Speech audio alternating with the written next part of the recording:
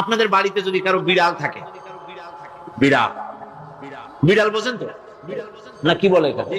বিড়াল, বিলাই নাকি বলে? বিড়াল। এই বিড়াল যদি আপনাদের কারো বাড়িতে থাকে, তো বিড়ালের প্রসবকালীন অবস্থা দেখবেন। বিড়ালের প্রসব হবে, বাচ্চা দেবে। বিড়াল তখন ঘরের মধ্যে পেরেশান হয়ে ঘুরতে থাকে, একটা নিরাপদ জায়গা খোঁজে, একটা নিরাপদ জায়গা খোঁজে। প্রসব করার 2-3 দিন আগের থেকে খুঁজতে থাকে তার জন্য নিরাপদ জায়গা কোনটা। এরপরে খুঁজতে খুঁজতে প্রসবের দিন সে সত্যিকারের ঘরের মধ্যে সবচেয়ে কোনা কানা জায়গা যেটা, সেই রকমের একটা নিরাপদ জায়গা সে বেছে নিল। এরপরে বাচ্চা হলো। বাচ্চা হওয়ার পর এই বাচ্চার উপরে কেউ যেন আক্রমণ না করে, শত্রু যেন তার জায়গাটিতে না আসে, এই জন্য বাচ্চাটার তো হাত দিয়ে মায়ের মতো কোলে নিতে পারে না। সে আস্তে করে ঘাটটা কামড়ায় ধরে যাতে করে বাচ্চা ব্যথা না পায়। ওইভাবে করে ঘাট কামড়ায় ধরে আজকে এই সিঁড়ির নিচে, কালকে ওই খাটের নিচে, পরশুদিন এই আলমারির কোনায়, এইভাবে বাচ্চাগুলি সরায় সরায় রেখে বাচ্চাকে প্রতিপালন করে। এই বিড়ালটাই হেদায়েত দিলটা কে? যিনি দিলেন তার নাম রব। তিনি হচ্ছেন রব্বুল আলামিন। সন্তান প্রতিপালনের ব্যবস্থা শুধু দুনিয়ার মানুষকেই দেন নাই, প্রাণী জগৎকেও দিয়েছেন। সুবহানাল্লাহ। বলেন, মুরগির বাচ্চা হলো, ডিমের থেকে বাচ্চা বেরোলো। এই বাচ্চাগুলি হয়েছে গতকাল। আজকে বাচ্চাগুলি আদার খাচ্ছে মায়ের সাথে। হঠাৎ করে একটা চিল এলো আর ওর মা একটা সিগন্যাল মারলো, সাথে সাথে বাচ্চাগুলি দৌড়াইয়া এমন পলান দিল, আপনি তো ভালো একাদশীর বাপেও তালাশ করে পাবেন যে মুরগির বাচ্চা পলাইলো। এখন ওই বাচ্চাটিকে এই সিগন্যাল সম্পর্কে কে অবহিত করলো যে এইরকম একটা আওয়াজ শুনলে এটা ভীতির আওয়াজ, এটা সাইরেন, এটা বিপদ সংকেত, এটা ডেঞ্জার সিগন্যাল, এটা শুনলে দেখলে তাড়াতাড়ি করে আত্মগোপন করবা। কেটে গেল, কেটে গেল, আল্লাহ পাক শিখাইছেন। এখন এক শ্রেণীর বুদ্ধিজীবী তারা আবার উল্টা কথা কয়। তারা বলে কি? তারা বলে যে মুরগি বাচ্চা, এই বাচ্চা যে দৌড় মারলো, এখানে আল্লাহ এইসব কিছু নাই, নাউযুবিল্লাহ মিন যালিক। তো এখানে কি আছে? কয় যে এখানে বিষয়টা হলো এই যে এই মুরগি আর মোরগ, ওর বাপ মা, এই দুজনের মধ্যে আছে সিলের ভয়, আছে শিয়ালের ভয়। ওই ভয় ওদের মধ্যে ছিল, এই মা বাপের ক্রসের মাধ্যমে বাচ্চা আসছে। কাজে ওই ভয়, বাপের যদি কোনো রোগ থাকে, মায়ের রোগ থাকে, তো এগুলি তো বাচ্চার মধ্যেও ঢোকে। তো ভয় হোক, সুখ হোক, দুঃখ হোক, এই অনুভূতি স্বাভাবিক প্রক্রিয়ার মাধ্যমে বাচ্চার মধ্যে ঢুকছে, আর সিল দেখে আওয়াজ শুনে সে আত্মগোপন করেছে। এইটা আমি পড়িয়া আমি আমার আলোচনা এক জায়গায় বললাম বুদ্ধিজীবীদের উদ্দেশ্যে, যদি সত্যি তাই হয়, মোরগ আর মুরগি মা বাবার মধ্যেই ভয় আছে বলে বাচ্চার মধ্যেই ভয় ঢুকছে, সেই জন্য সে আত্মগোপন করছে, তাহলে আবার মানুষের ব্যাপারে কথাটা আনি। মানুষেরা সাপের ভয় করে না মহব্বত করে? কথার জবাব দিলে না। যখন তখন মনে হয় আপনারা সাপ বুঝি ভালোবাসেন। সাপ আমরা সকলেই ভয় পাই। মায়ও ভয় পায়, বাবাও ভয় পায়। এই মায়ের গর্ভে সন্তান এসছে, সন্তানের বয়স 2 বছর, 2.5 বছর। ঘরের মধ্যে কেউ ছিল না, ঘরের মধ্যে একটা সাপ আসছে। একটা সুন্দর সাপ, দেখতে সুন্দর, কিন্তু সে সাপে কামড়ালে মানুষ মরে যায়। ওই সাপটা মাথা উঁচু করে ফনা ধরেছে। এই বাচ্চাটা কি সাপ দেখে দৌড় মারবে, না বাচ্চাটা ওই সাপটাকে ধরার জন্য সে এগিয়ে যাবে? কোনটা করবে? এগিয়ে যাবে। তাহলে মা বাপের ভয়, তাদের মা বাপের রক্তের মধ্যে, শিরার মধ্যে সব জায়গায় সাপের ভয়, তার মাধ্যমে বাচ্চা হিসেবে বাচ্চার মধ্যে সাপের মহব্বত হইল কেন, ভয় হইল না কেন বাচ্চা অবস্থা? সুবহানাল্লাহ। আমার বন্ধুগণ, মুরগির বাচ্চাকে হেফাজত করার জন্য বুদ্ধিমান প্রাণী মানুষ তার কাছে নাই বলে আল্লাহ রাব্বুল আলামিন তারে বাচ্চা অবস্থা থেকে বোঝার তৌফিক দিয়েছেন কোনটা ভয়ের আওয়াজ, কোনটা হলো বিপদের আওয়াজ। মানব সন্তানের প্রতিপালন করার জন্য তার মার বাবা আছে বলে ওই রকম করে পশুদের মতো আল্লাহ বানান নাই। তাকে হেফাজত করার জন্য মা বাপ আছে বলে এই দায়িত্ব আল্লাহ পাক মা বাপের উপরে ছেড়ে দিয়েছেন। মা বাপ তাকে হেফাজত করে। রুবুবিয়তের প্রতিপালন, হেদায়েতের এই প্রতিপালন আল্লাহ পাক মানুষকে এভাবে করে তাদেরকে হেদায়েত দিয়েছেন, তার পথের চলার দিশা দিয়েছেন। পিঁপড়ার খাদ্য সংগ্রহের ব্যাপারটা দেখেন। পিঁপড়ার আছে দারুণ ঘ্রাণ শক্তি। কোথায় খাবার? 5 তলায় আপনি মিষ্টি খাচ্ছেন, রসগোল্লা থুয়ে দেন, তারপরে দেখেন কোন জায়গায় দিয়ে পিঁপড়া এসে জমের খাওয়া খায়, ঠিক কিনা? দেখেন তার কত তীব্র ঘ্রাণ শক্তি, সেখানে চলে যাচ্ছে। তাকে হেদায়েত দেওয়া হয়েছে, তাকে ঘ্রাণ শক্তি দেওয়া হয়েছে। চিল, শকুন, ঈগল কোথায় থাকে বুঝেন না?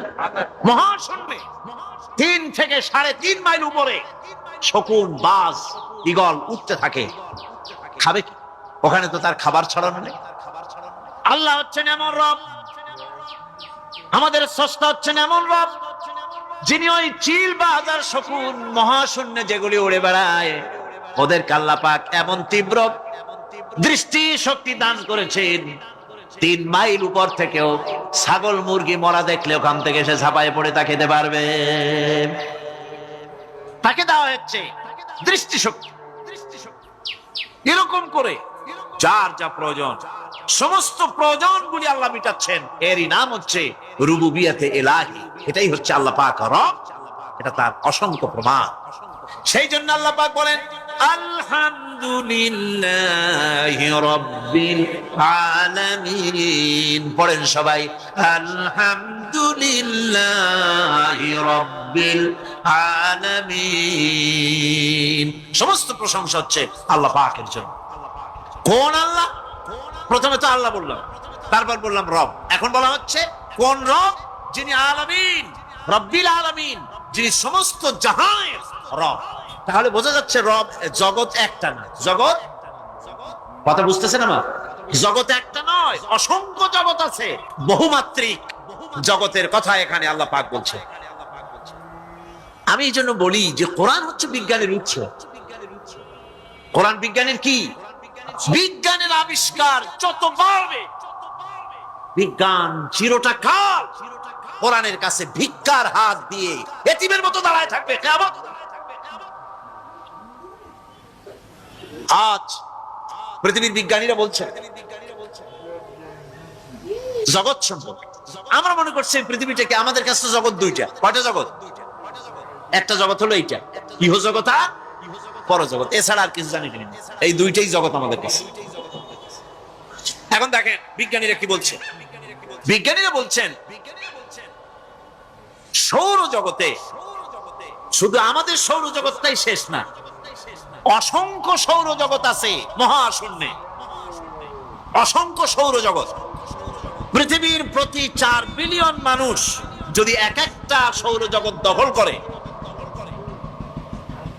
তাতেও সৌরজগৎ শেষ হবে না। আরো সহস্র সহস্র বিলিয়ন বিলিয়ন সৌরজগৎ আরো ফাঁকা পড়ে থাকবে।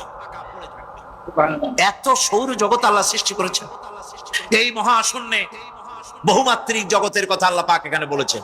এই পৃথিবী একটা জগৎ, এই মাটির তলে আছে আর এক জগৎ, সমুদ্রের ভিতরে আছে পানির তলার আর এক জগৎ। আর মহাশূন্য যে কি তা আপনার মাথায় শূন্য হয়ে যাবে চিন্তা করতে করতে। এই জন্য বিজ্ঞানীরা, বড় বড় বিজ্ঞানী, এরা কিন্তু নাস্তিক হয় না। বর্তমান বিজ্ঞানীরা চিন্তা করে গবেষণা করে খেই হারিয়ে ফেলছে মহাশূন্যকে দেখে। যেখানে আছে গ্যালাক্সি, যেখানে আছে মিল্কি ওয়ে, যেখানে রয়েছে অসংখ্য তারকা, এই পৃথিবীটা মহাশূন্য আল্লাহ যেভাবে তৈরি করেছেন, সেই তুলনায় এই পৃথিবী একটা মার্বেলের চাইতে খুব বেশি একটা বড় কিছু হয় বলে মনে হয়। পৃথিবী যদি হয় একটা মার্বেলের মতো, তাহলে আমরা যে মানুষ, আমাদের অস্তিত্ব কোথায়? চিন্তা করেন। এবার মহাশূন্যে চলেন। মহাশূন্য সে কি বিশাল মহাশূন্য! একটা তারকা থেকে আর একটা তারকায় যদি যেতে হয়, তাহলে সহস্র সহস্র বিলিয়ন বছরের দরকার হবে। কি বছর? এই দুনিয়ার বছর না, আলোকবর্ষ, লাইট ইয়ার। আলো চলে প্রতি সেকেন্ডে কত? 1,86,000 মাইল। এই 1,86,000 মাইলের সেকেন্ড, এর মিনিট, এর ঘন্টা, এর দিন, এর মাস, এর বছর, এই আলোকবর্ষ। সহস্র সহস্র আলোকবর্ষ পার হয়ে যাবে এক তারকা থেকে আর এক তারকায় পৌঁছানো সুকঠিন। এ ধরনের অসংখ্য তারকা আল্লাহ পাক তৈরি করে রেখেছেন। সূর্য হচ্ছে পৃথিবীর চাইতে 13 লক্ষ গুণ বড়। এরকম সূর্য বিজ্ঞানীরা এখন বলছে, আগে বলতো 1 কোটি সূর্যের চাইতে বড় তারকা, এখন বলতেছে এই রকমের পৃথিবীর চাইতে 13 লক্ষ গুণ বড় যে সূর্য, এরকম 3 কোটি সূর্য খাইয়ে ফেলাইতে পারে। এরকম সহস্র সহস্র তারকা এক একটা গ্যালাক্সির ভিতরে আল্লাহ পাক তৈরি করে গেছেন। এখন মনে হচ্ছে যে এই তারকাগুলি বড় না, এই তারকাগুলি চাইতো আবার বড় জিনিস কি, সেটাকে বলা হয় ব্ল্যাক হোল। সেটাকে বলা হয় ব্ল্যাক হোল, অন্ধকার কূপ। ব্ল্যাক হোল আবার ম্যানহোল বুঝবেন না কিন্তু, ম্যানহোলের ঢাকনা চুরি হয় যেমন। তবে একটা দৃষ্টান্ত আপনি বুঝতে পারেন, রাস্তায় রাস্তায় যেমন অসংখ্য ম্যানহোল আছে, ওই রকম করে মহাশূন্যে অসংখ্য ব্ল্যাক হোল আছে, একটা দুইটা না, অসংখ্য। এই ব্ল্যাক হোল আবার দেখা যায় না, অদৃশ্য ব্ল্যাক হোল। এই ব্ল্যাক হোল গুলো কি? এগুলি কোরআনে কারীমের মধ্যে আল্লাহ পাক বলেছেন, ফালা উকসিমু বিমাওয়াকিন নুজুম, ফালা উকসিমু বিমাওয়াকিন নুজুম, শপথ সেই পতন স্থানের যেখানে নক্ষত্র সমূহ ধ্বংস হয়ে যায়, ধ্বংসপ্রাপ্ত হয়, কসম সেই স্থান সমূহে। সুবহানাল্লাহ। এই অন্ধকার কূপের, এই অন্ধকূপের কসম করছেন আল্লাহ পাক। সেই অন্ধকূপটা কি? সেই ব্ল্যাক হোলটা কি? সেই ব্ল্যাক হোল হচ্ছে ওই যে তারকার কথা বললাম, যে সূর্য খাইতে পারে, 3 কোটি সূর্য খাইতে পারে, এই রকমের তারকাগুলি ঘুরতে ঘুরতে কোনো এক কারণে যখন সে ব্ল্যাক হোলের রেঞ্জের মধ্যে এসে যায়, তখন ব্ল্যাক হোল ওকে এমন ভাবে চুষে হজম করে ফেলে, যেমন বাচ্চা চকলেট চুষা খাইয়া ফেলায়, এইরকম ব্ল্যাক হোল গুলি অত বড় তারকাগুলি খাইয়া চুষা শেষ করে ফেলে দেয়। সুবহানাল্লাহ বিহামদিহি। বিজ্ঞানীরা বলেছেন, আমাদের এই পৃথিবীটা, আল্লাহ না করুন কখনো, আমাদের এই পৃথিবীটা যদি কোনো ব্ল্যাক হোলের আওতায় পড়ে, ওর রেঞ্জে আসে, তাহলে মাত্র 2 সেন্টিমিটারের মধ্যে পৃথিবীটা তার ঘনত্ব লাভ করে ব্ল্যাক হোলের মধ্যে অদৃশ্য হয়ে যাবে, হারায় যাবে, অস্তিত্ব থাকবে। আল্লাহ পাক, আশ্চর্য লাগে আমার, বিজ্ঞানের বইপত্র যখন পড়ি আমার কাছে আশ্চর্য লাগে, 1400 বছর আগে নবী কোন বিজ্ঞানাগারে পড়াশোনা করেন নাই, কোন সায়েন্স নিয়ে রিসার্চ করেন নাই, সেই নবীর মুখ থেকে এমন বিজ্ঞানময় কোরআন আল্লাহ বের করালেন যে আজকের পৃথিবীর মডার্ন যুগের বিজ্ঞানীরা কোরআনের কাছে এতিম হয়ে দাঁড়ায় আছে। পৃথিবীর কোন বিজ্ঞানী বলতে পারবে না যে কোরআনে কারীমের অমুক আয়াতটা আনসাইন্টিফিক, এটা হাদিস আমাদের বিজ্ঞানের সাথে মিল খায় না, এমন কথা বলতে পারবে না। বরং কোরআন সার্টিফাই করবে তোমার এই বক্তব্য, তোমার এই থিওরি মোস্ট আনসাইন্টিফিক। কোরআন বলবে, ওরা বলতে পারবে না যে আয়াতটা আনসাইন্টিফিক। সুতরাং কোরআন হচ্ছে মহান বিজ্ঞানময়, কোরআন হচ্ছে আল্লাহ পাকের দেওয়া এক মহান বিধান, যে কোরআনের কারণে আল্লাহ পাক আমাদেরকে হেদায়েত দান করেছেন। সুতরাং এই কোরআন হচ্ছে, কোরআনের মধ্যে যা আছে, গোটা কোরআনে যা আছে সব সূরা ফাতিহায় আছে। সুবহানাল্লাহ বিহামদিহি। আল্লাহ পাক বলছেন, আলহামদুলিল্লাহি রাব্বিল আলামিন। মুহাব্বতের সাথে পড়েন সবাই, আলহামদুলিল্লাহি রাব্বিল আলামিন। সমস্ত প্রশংসা, যাবতীয় প্রশংসা সে আল্লাহ পাকের, যিনি তামাম জাহানের পালনেওয়ালা রব। মানুষের সব প্রয়োজন তিনি মিটিয়েছেন। মানুষের জীবন ধারণের জন্য সব থেকে বড় প্রয়োজন পানি। সবচেয়ে বড় প্রয়োজন কি? পানি। জোরে কোন কি? পানি। জীবনের জন্য পানি এবং আর্দ্রতা, এই দুটি জিনিস অপরিহার্য, এছাড়া জীবন বাঁচবে না। আমরা দেখতে পাই সমুদ্র ভরা পানি মজুদ আছে, লক্ষ্য করেন, সমুদ্র ভরা পানি মজুদ আছে, নদী খাল বিল ভরা পানি মজুদ আছে, কিন্তু এটাই তো যথেষ্ট না। রব হচ্ছেন তিনি, যিনি এই বিশাল বিশাল পানির মজুদ থেকে বাতাসকে যিনি বলেন, যিনি প্রতিনিয়ত বাষ্পীয় আকারে পানিগুলিকে সমুদ্র থেকে উত্থিত করেন, পানিগুলিকে উত্থিত করেন মহাকাশে। আল্লাহ পাক বলেন, আল্লাহুল্লাযী আরসালার রিয়াহা ফাতুসিরু সাহাবা। বাষ্প হয়ে পানিগুলি আকাশে উত্থিত হয় এবং মহাকাশে যাওয়ার পর এই পানিগুলি, লবণাক্ত পানিগুলি আল্লাহর মেশিনে সেগুলি মিষ্টি হয়ে যায়। জোরে কোন সুবহানাল্লাহ। পানিগুলি মিষ্টি হয়ে গেল, ওই মিষ্টি পানি আল্লাহ রাব্বুল আলামিন নাজিল করে দিলেন। এবার বৃষ্টি কণা কণা হয়ে পড়লো, ফোঁটা ফোঁটা বৃষ্টি। আল্লাহ খুঁজে দেখলেন বৃষ্টির ফোঁটাগুলি পৃথিবীর প্রতিটি কণা তালাশ করে তৃষ্ণার্ত কণাগুলিকে আল্লাহ পাক ভিজায় দিলেন। সেই জন্য তার নাম হলো রব। তিনি হচ্ছেন রব, প্রয়োজন মিটান। পানি সবচেয়ে প্রয়োজন বেশি, সেই পানি আল্লাহ পাক এভাবে সরবরাহ করলেন। জমিনের চারিদিকে নদী নালা রেখেছেন, জমিনকে আর্দ্র করেছেন, জমিনের ভিতরের পানি মিষ্টি করেছেন, টিউবওয়েল মারলে পরে, পাম্প করলে পরে ভিতর থেকে মিঠা পানি আল্লাহ পাক বের করে দেন, সুবহানাল্লাহ। এই মিষ্টি পানির ব্যবস্থা করেছেন। এরপরে তিনি ওই আল্লাহ পাক মিষ্টি পানির ব্যবস্থা করে বৃষ্টির মাধ্যমে পৃথিবীতে ফসল উৎপাদনের ব্যবস্থা করে দিলেন। পাক কোরআনে কারীমের মধ্যে বলেছেন, ওয়াজআলনা মিনাল মাই কুল্লা শাইইন হাই। পানি দ্বারাই আমি সব বস্তুকে সজীব রাখি। বৈশিষ্ট্যের দিক থেকে পানির রয়েছে অনেক গুণ, আশ্চর্য গুণ। পৃথিবীর ৭৫% হচ্ছে পানি। আকাশ থেকে অর্থাৎ চাঁদ থেকে যখন চাঁদে ভ্রমণকারীরা যখন ছবি তুলেছে, তো সেই ছবিতে ব্লু রং এসেছে বেশি, সবুজ এসেছে কম। সবুজ হলো গাছপালা, আর ব্লু হচ্ছে পানি। সমুদ্রের পানির রং হচ্ছে নীল। মানুষের শরীরের ভিতরে ৬০% পানি, গাছের মধ্যে রয়েছে পানি। পানি ছাড়া পৃথিবীর বাঁচার কোনো পথ নাই। আবার দেখেন, প্রচন্ড শীতের কারণে, ঠান্ডার কারণে যেসব এলাকায় তাপমাত্রা হিমাঙ্কের নিচে এসে যায়, সেই সব দেশে সমুদ্রের পানি আর দরিয়ার পানিগুলি বরফ হয়ে যায়। এই বরফ যখন হতে থাকে, তখন পানি তার নিজের তাপকে নিচের দিকে ছুটতে থাকে।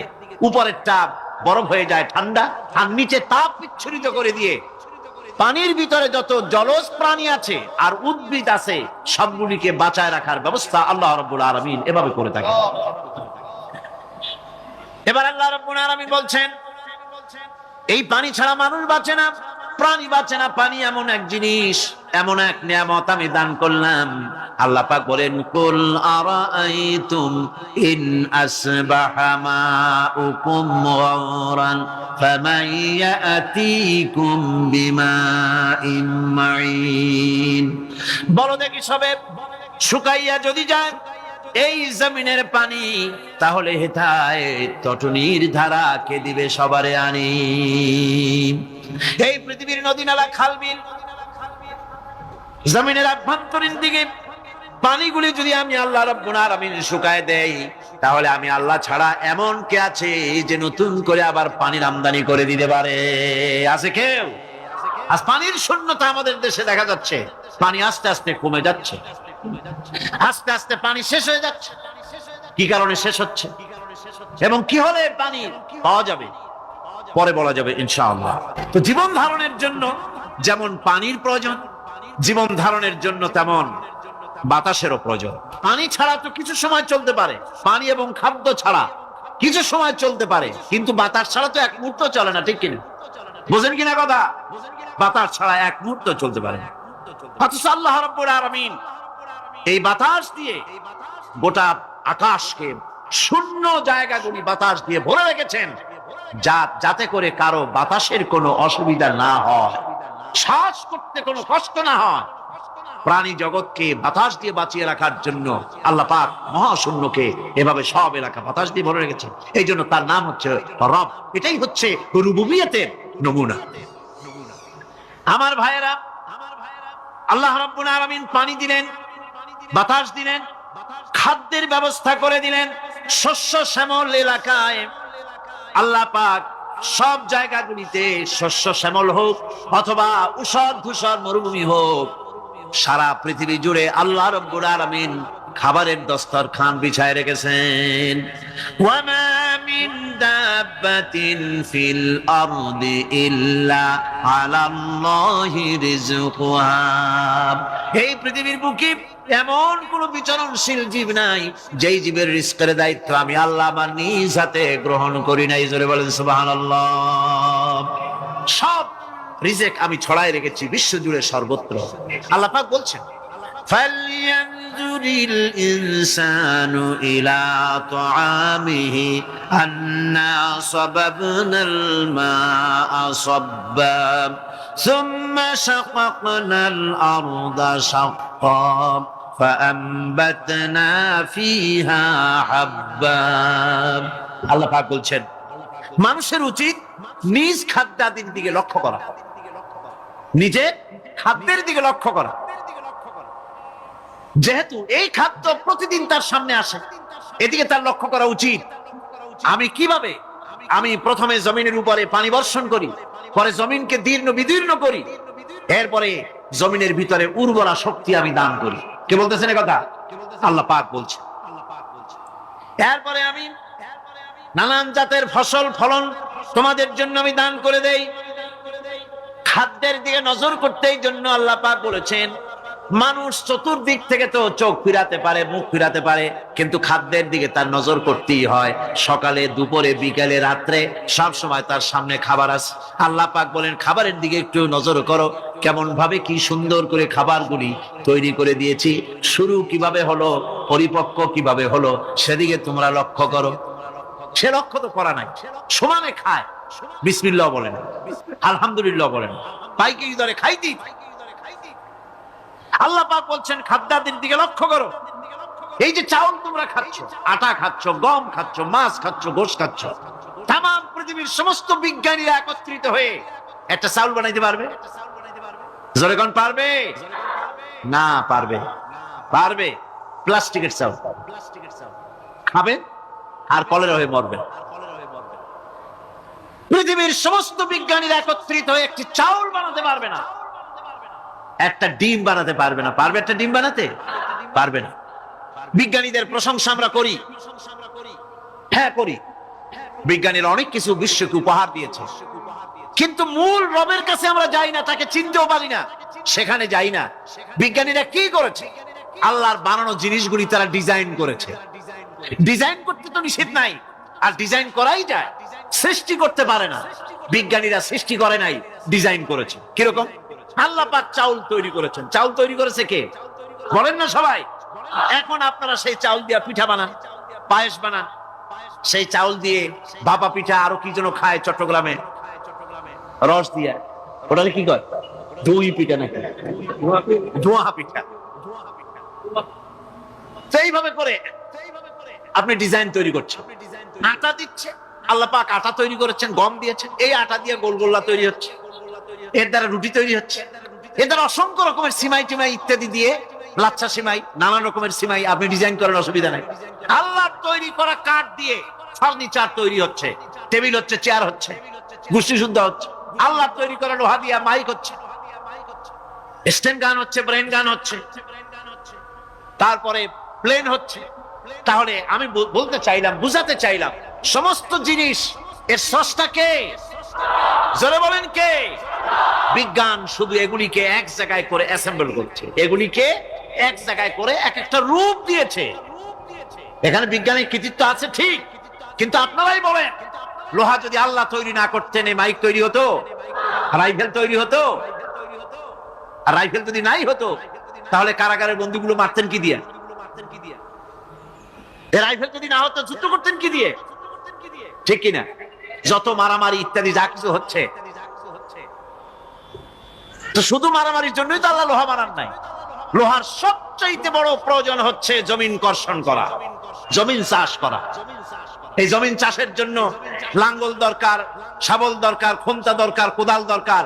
এই লোহার দাম কেউ আল্লাহ পাক এত লোহা বেশি দিয়েছেন, যার জন্য লোহার দাম কম। সোনা কম দিয়েছেন, যেহেতু সোনার প্রয়োজনীয়তা কম, লোহার প্রয়োজনীয়তা বেশি, এই জন্য লোহা বেশি দিয়েছেন, দামটা কমে গেছে, যার জন্য আপনার আমার জন্য কিনে ব্যবহারটা সহজ হয়েছে। কথা ঠিক কিনা? আল্লাহ রাব্বুল আলামিন এইভাবে করে মানুষের রুবুবিয়াতটা, আল্লাহ পাকের রুবুবিয়াত হচ্ছে এই, তিনি মানুষকে সুন্দর করে সৃষ্টি করে যা কিছু প্রয়োজন সবকিছু খাওয়াচ্ছেন, দিচ্ছেন। সে আল্লাহ পাক প্রশ্ন করছেন, কুল মান ইয়ারযুকুকুম মিনাস সামাই ওয়াল আরদ আম্মান ইয়ামলিকুস সামআ ওয়াল আবসারা ওয়া মান ইয়াখরুজুল হাইয়্যা মিনাল মাইয়িতি ওয়া ইউখরিজুল মাইয়িতা মিনাল হাইয়্য। আকাশের প্রশস্ত বুক থেকে এবং জমিনের এই প্রশস্ত বুক থেকে কে রিজিক, তোমাদের খাদ্যকে উৎপাদন করে? কে নির্জীব থেকে সজীবকে বের করেন, আর কে সজীবকে নির্জীবে পরিণত করেন? তিনি কে? তিনি হচ্ছেন আল্লাহ পাক। আল্লাহ পাক বলছেন, এই প্রশ্ন যদি তাদেরকে করা হয় তো তারা কি বলবে? আল্লাহ পাক বলেন, ওয়ামান ইউদাব্বিরুল আমরা ফাসায়াকুলুনা আল্লাহ ফাকুল আফালা তাত্তাকুন। হে নবী, এদেরকে প্রশ্ন করুন, এদেরকে যদি প্রশ্ন করা হয় এই পৃথিবীর সুন্দর পরিচালনা পদ্ধতি কে করেন, তাহলে তারা এক কথায় বলবে, নিজের থেকেই বলবে আল্লাহ। কে করছেন? সবকিছু আল্লাহ। আল্লাহ পাক বলেন নবী তাহলে তাদেরকে বলেন, এ কথা জানার পর, এ কথা বোঝার পরেও কেন তারা ঔদাসীন্যতা দেখাচ্ছে, কেন তারা গাফিল হয়ে যাচ্ছে, কেন তারা আল্লাহ পাককে ভয় করে তার পথের অনুসারী হচ্ছে না? যে আল্লাহ রাব্বুল আলামিন এত কিছু করছেন, তিনি তার পরিচয় সম্পর্কে বলে দিচ্ছেন, ফাযালিকুমুল্লাহু রাব্বুকুমুল হক ফামাযা বা'দাল হক ইল্লাদ দালাল। নিশ্চয়ই এসবের মূলে রয়েছেন তোমাদের রব, আমাদের আল্লাহ, আমাদের রব। সুতরাং উজ্জ্বল সত্য প্রকাশিত হওয়ার পর গোমরাহি ছাড়া আর কিছুই বাকি থাকে না। সুতরাং যারা সত্যের পথের অনুসরণ করতে চায়, রবকে চিনতে হবে, আল্লাহ পাককে জানতে হবে এবং তাকে অনুসরণ করতে হবে, তাকে রব হিসাবে চিনতে হবে। এটা হচ্ছে সেই রুবুবিয়াত ইলাহি যার দিকে হযরত মুসা আলাইহিস সালাম ইঙ্গিত করেছিলেন ফিরআউন যখন তাকে প্রশ্ন করেছিলেন, ফামান রাব্বুকুমা ইয়া মুসা, হে মুসা তোমাদের দুজনের রব কে? তোমাদের রব, তোমাদের প্রভু কে? তিনি জবাব দিলেন, রাব্বুনাল্লাযী আ'তা কুল্লা শাইইন খালকাহু সুম্মা হাদা। রব হচ্ছেন আমাদের তিনি, যিনি নাকি আমাদের প্রতিপালক, আমাদেরকে সৃষ্টি করেছেন এবং আমাদেরকে হেদায়েত দিয়েছেন, সঠিক পথের দিশা দিয়েছেন। এখানে হেদায়েত হচ্ছে, এখানে হেদায়েত শব্দের অর্থ হচ্ছে সৃষ্টি শুধু করেন নাই, তাকে চলা, তার খাদ্য অনুসন্ধানে, তাকে বেঁচে থাকার সবকিছুর উপকরণ, এর কমন সেন্স, এর সাধারণ জ্ঞান আল্লাহ পাক তার সাথে দিয়েছেন। তিনি হচ্ছেন রব। আমাদের ভাগ্য কত সুপ্রসন্ন, আমরা ভাগ্যবান, কারণ কোরআন শোনার সুযোগ আল্লাহ পাক করে দিয়েছেন। তারাই তো শ্রেষ্ঠ ভাগ্যবান যারা কোরআন শোনার সুযোগ পায়, যারা কোরআন তেলাওয়াত করে, যারা কোরআন বোঝে, যারা কোরআন আমল করে। তাদের থেকে সৌভাগ্যবান আর কে হতে পারে? গোটা বিশ্বের বুকে সর্বশ্রেষ্ঠ সৌভাগ্যবান জাতি হচ্ছে মুসলমান। আমি যদি প্রশ্ন করি পৃথিবীর শ্রেষ্ঠ ভাগ্যবান জাতি কারা, কি জবাব দিবেন? কারণ কোরআনে কারীম এ জাতির কাছে অবিকৃত, অকৃত্রিম উপায় এ জাতির কাছে মাহফুজ আছে, যা বিশ্বের কোন জাতির কাছে তাদের ধর্মীয় কিতাব অবিকল ভাবে নাই। এদিক থেকে আমরা সৌভাগ্যবান জাতি। আবার যদি প্রশ্ন করি এই পৃথিবীর ভিতরে হতভাগ্য জাতি কারা, আপনারা কি জবাব দিবেন?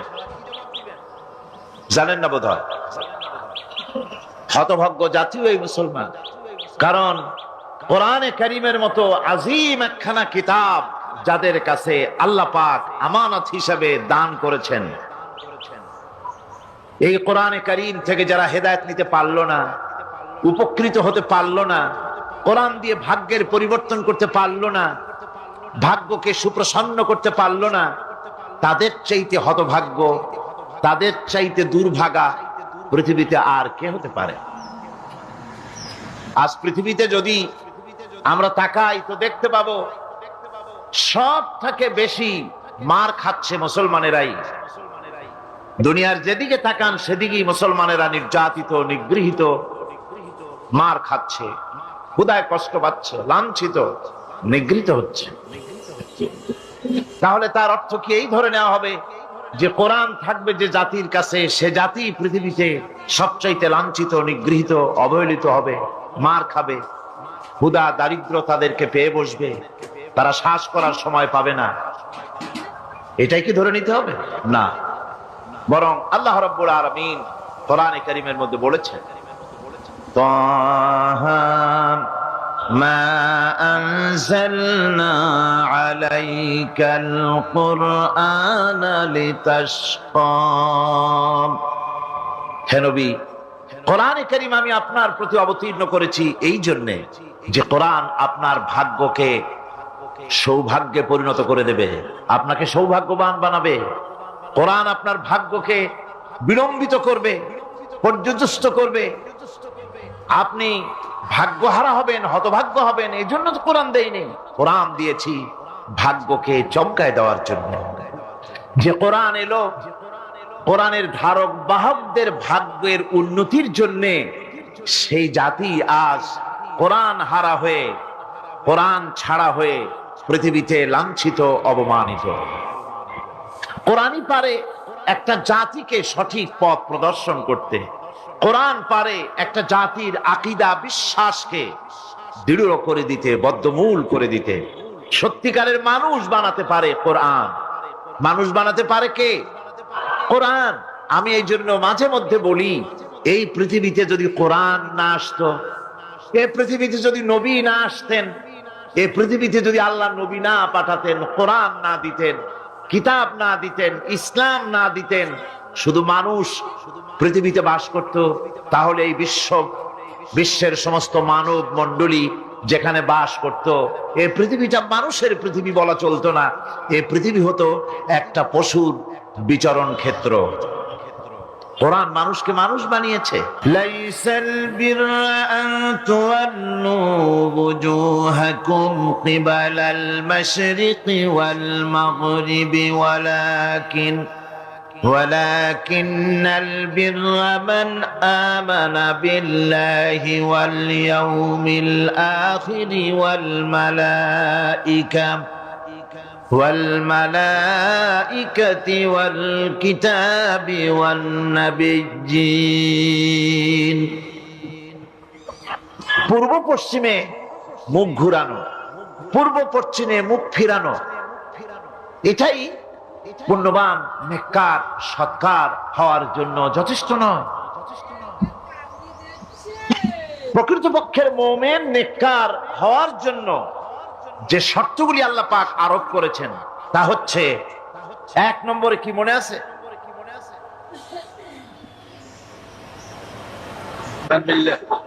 এত আস্তে আস্তে বলতেছেন, মনে হয় আপনি নিজেও শুনতেছেন কিনা তাও সন্দেহ। এর এক নম্বরে হচ্ছে, কিছু আবার চালাক লোক আছে, তারা সহজে কোনো কথার জবাব দেয় না।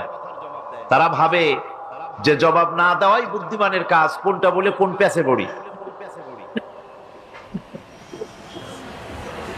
আল্লাহ পাক আমাদের জেহেন শক্তি, স্মৃতি শক্তি যেন বৃদ্ধি করে দেন, বলেন আমিন। আমরা যেন যা কোরআন হাদিসের শুনি তা যেন মনে রাখতে পারি, যা খারাপ কথা শুনি তা যেন ভুলে যাই, যা ভুল কথা শুনি তা যেন ভুলে যাই, আর যা হক কথা তা যেন মৃত্যু পর্যন্ত আল্লাহ স্মরণ রাখার তৌফিক দেন। এর প্রথম কথাই ছিল ঈমান বিল্লাহ, আল্লাহর প্রতি ঈমান। দুই নম্বরে ছিল পরকালে বিশ্বাস। এই দুটি কথা আমরা আলোচনা করে ফেলেছি। ঈমান বিল্লাহ তো আলোচনা করেছি গত বছর, আর গতকালকে আলোচনা করেছি কি বলুন তো? পরকালের উপরে বিশ্বাস। আজকে আপনাদের সামনে আমি আলোচনা করব ইনশাআল্লাহ ফেরেশতা এবং কিতাব, এই দুটি জিনিসের উপরে, মালাইকা এবং কিতাব। ফেরেশতার উপরে ঈমান আনতে হবে, কিতাবের উপরে ঈমান আনতে হবে। শুধু পূর্ব পশ্চিমে কতগুলো সেজদা দিলেই, এতে যদি কপালে দাগও পড়ে যায়, এটি একটি উপমা আল্লাহ দিয়েছেন, একটা উপমা, একটা দৃষ্টান্ত দিয়েছেন যে পূর্ব পশ্চিমে মুখ ঘুরানো এটা একটি উপমামূলক কথা। এটাই যথেষ্ট নয়, ঈমান আনতে হবে, বিষয়টা বুঝতে হবে, আকীদাকে মজবুত করতে হবে। আজকে মালাইকা, ফেরেশতা সম্পর্কে আমরা আলোচনা করব, তারপরে কিতাব সম্পর্কে আলোচনা করব। ওমা তৌফিকি ইল্লা বিল্লাহ। ফেরেশতাদের প্রতি ঈমান, এটা হচ্ছে আল্লাহর প্রতি ঈমানের পরিপূর্ণতা মাত্র। আল্লাহর উপরে ঈমানটা পরিপূর্ণ করতে হলে ফেরেশতাদের উপরে বিশ্বাস করতে হবে। এর উদ্দেশ্য শুধু ফেরেশতাদের উপরে স্বীকৃতি দানই নয়, বরং প্রকৃতপক্ষে এই বিশ্ব ব্যবস্থায় তাদের স্থান কি এটা জেনে নিতে হবে। ফেরেশতারা হচ্ছে আল্লাহ রাব্বুল আলামিন তার আজ্ঞাবহ গোলাম, আল্লাহ পাকের, তারা হচ্ছেন দাস, আল্লাহ পাকের বান্দা, আমাদের মতো। আমরা যেমন আল্লাহর গোলাম, ফেরেশতারাও আল্লাহর গোলাম। এই ফেরেশতা সম্পর্কে পৃথিবীর বিভিন্ন ধর্মের বিভিন্ন রকমের কনসেপশন আছে। এই ফেরেশতাদেরকে ইংরেজিতে অ্যাঞ্জেল বলা হয়। যার চরিত্র খুব ভালো লাগে লোকেরা বলে অ্যাঞ্জেলিক ক্যারেক্টার, এটা ফেরেশতা ধরনের চরিত্র লোকটা, এরকম বলে থাকে। সুতরাং খ্রিস্টান হোক, ইহুদি হোক, আর হিন্দু হোক, যে কোনো জাতের লোক হোক, ফেরেশতায় তারা বিশ্বাস করে। আর এই ফেরেশতাদের উপরে তাদের বিশ্বাসটা হচ্ছে বিকৃত। কি ধরনের? কারো মতে ফেরেশতা হচ্ছে প্রকৃতির সন্তান, কারো মতে ফেরেশতা হচ্ছে আল্লাহর মেয়ে। নাউযুবিল্লাহি মিন যালিক। যার কারণে সূরা আন-নাজমের মধ্যে আল্লাহ পাক এর প্রতিবাদ করেছেন। আল্লাহ পাক বলছেন, ওরা দাবি করলো ফেরেশতা হচ্ছে আল্লাহর মেয়ে। আল্লাহ পাক বলছেন, আলাকুমুদ যাকারু ওয়া লাহুল উনসা তিলকা ইযান কিসমাতুন দিজা। কি হে, তোমরা ছেলেগুলি নিজেদের জন্য নিয়ে নিলে আর মেয়েগুলি আমার ভাগে ফেলে দিলে, এটা কি ধরনের অসম বন্টন? ফেরেশতাকে তারা বলেছে আল্লাহর মেয়ে, আবার কেউ বলেছে ফেরেশতারা আল্লাহর ছেলে। তারপরে কেউ বলেছে ফেরেশতা হচ্ছে আল্লাহর মদদগার, আবার কেউ বলেছে ফেরেশতা হচ্ছে মানুষের অভিযোগ শ্রবণকারী, মানুষের প্রয়োজন পূরণকারী। এখন এসব ধারণা এবং বিশ্বাসের কারণে দুনিয়ায় শিরক এবং বিদআতের প্রচলন ঘটেছে। কোরআনে কারীম বিশ্ব ব্যবস্থায় ফেরেশতাদের অবস্থান কি সেটা পরিষ্কার করতে চায়, যাতে করে শিরকের সমস্ত দরজা বন্ধ হয়ে যায় আর তাওহীদের দরজা নির্ভেজাল ভাবে খুলে যায়। ইসলামের মূল বক্তব্যই হচ্ছে তাওহীদকে প্রতিষ্ঠা করা। কি প্রতিষ্ঠা করা? তাওহীদকে প্রতিষ্ঠা করা, আর শিরক আর বিদআতের শিকড় শুদ্ধ তুলে ফেলা। এটাই হচ্ছে ইসলামের মূল আইডিয়া। কোরআনের ভাষায় স্পষ্ট করে বলা হয়েছে যে ফেরেশতারা আল্লাহর মেয়েও নয়, আল্লাহর ছেলেও নয়, তারা হচ্ছে আল্লাহর বান্দা। বলুন তো ফেরেশতারা আল্লাহর কি? কোরআনে কারীমে রব্বুল আলামিন বলেন, وقالوا اتخذ الرحمن ولدا سبحانه بل عباد مكرمون। কাফেররা বলে দয়াময় কাউকে পুত্র বানিয়ে নিয়েছেন। পবিত্র সেই সত্তা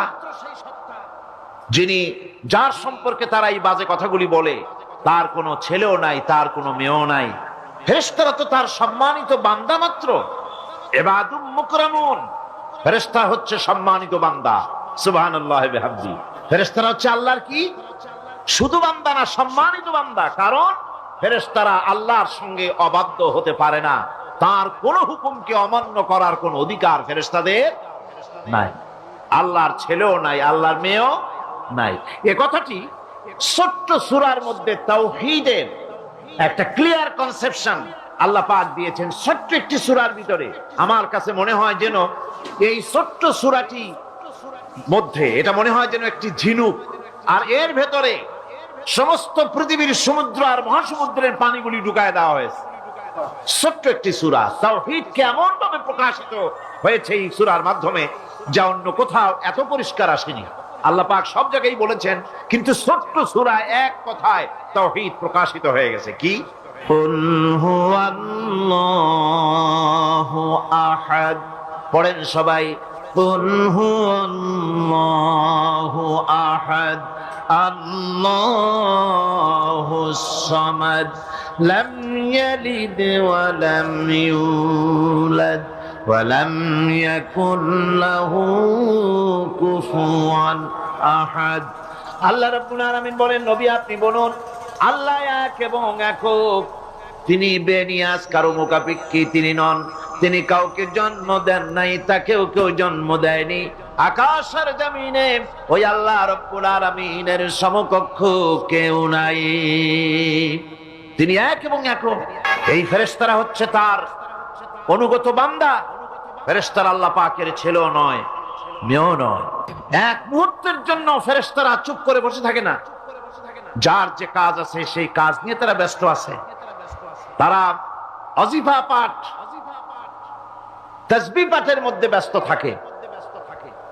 অগণিত অসংখ্য ফেরেশতা, কেউ তো সেজদায় পড়ে আছে, কেউ রুকুতে পড়ে আছে, কেউ নামাজে দাঁড়ায় আছে, কেউ তো তাসবিহ পাঠ করতেছে।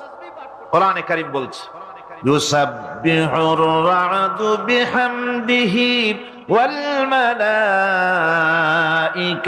মিন খিফাতিহি। আল্লাহ পাক বলেন, বিজদি প্রশংসার সাথে আল্লাহ পাকের গুণকীর্তন করে, আর সমস্ত ফেরেশতারা আল্লাহকে ভয় করে ভীতির সাথে আল্লাহর তাসবিহ পাঠ করতে থাকে। সমস্ত ফেরেশতারা আল্লাহর তাসবিহ পড়ে।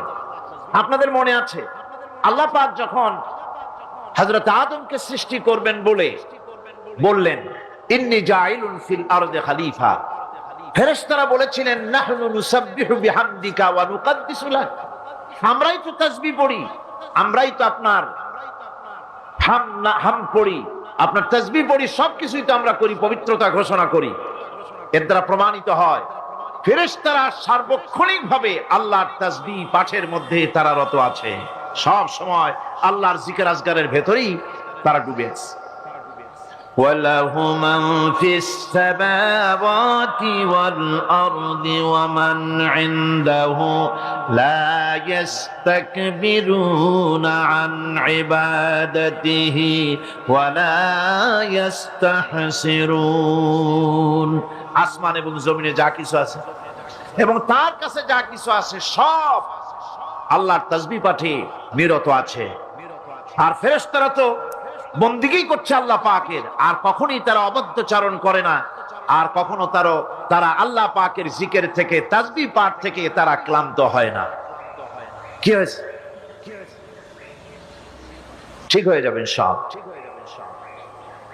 আল্লাহ পাক তাদের সম্পর্কে আবার বলেন, ইউসাব্বিহুনাল লাইলা ওয়ান নাহারা লা ইয়াফতুরুন।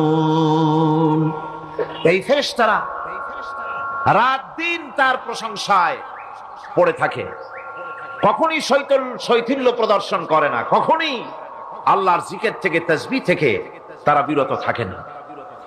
এ ধারণার মধ্য দিয়ে কোরআনে কারীম মানুষকে স্পষ্ট করে বলছে যে ফেরেশতারা হচ্ছে আল্লাহর গোলাম, আল্লাহর বান্দা।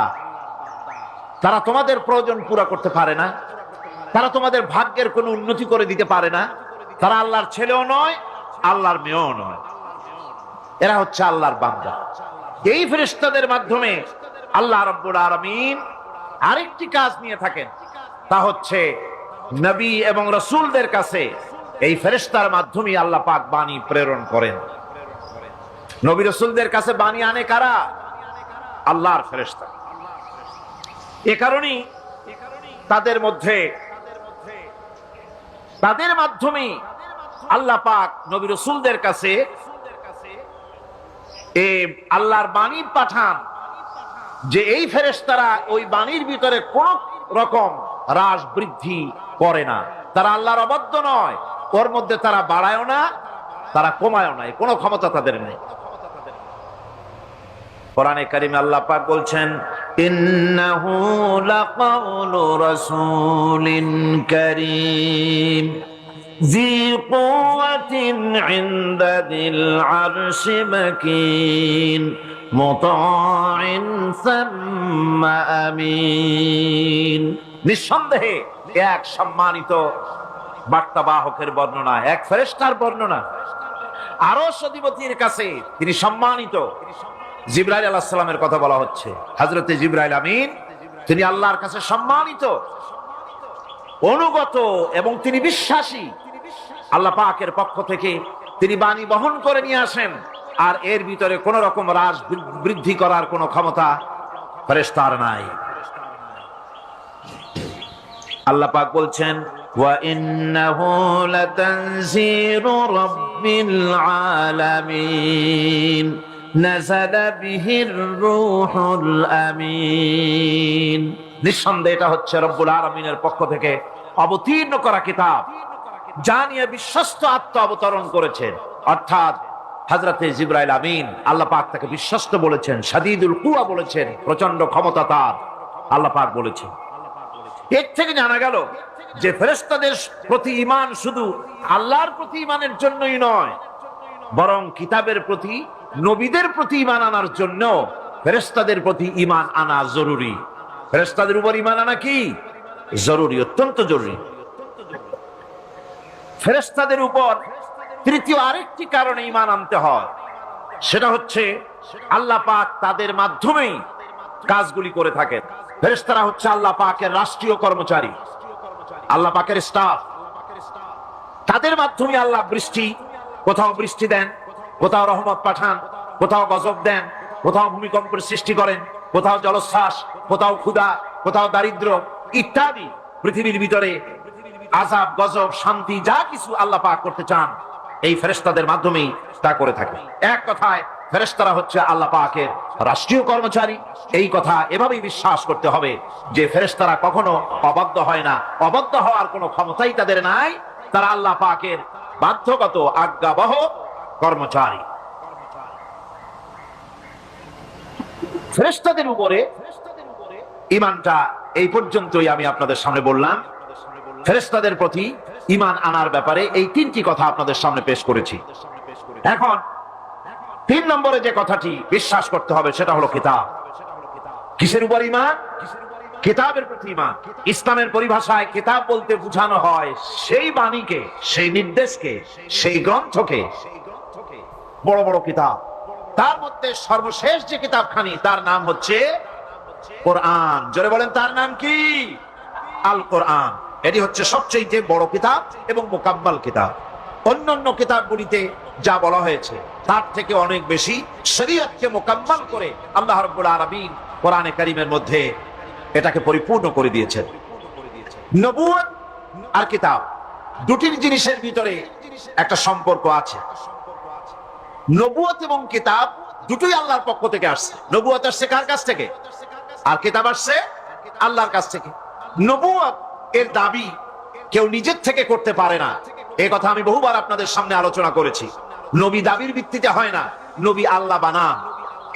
ইলেকশন করে, নির্বাচন করে এমপি বানানো যায়, মন্ত্রী বানানো যায়, প্রেসিডেন্ট বানানো যায়, চেয়ারম্যান বানানো যায়, মেম্বার বানানো যায়, কিন্তু ইলেকশন করে নবী বানানো যায় না। নবী ইলেকশনে হয় না, নবী হয় কিসে? সিলেকশন।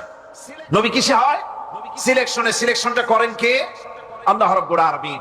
সুতরাং নবী আল্লাহর কাছ থেকে আসে, আর কিতাবও আল্লাহর কাছ থেকে আসে।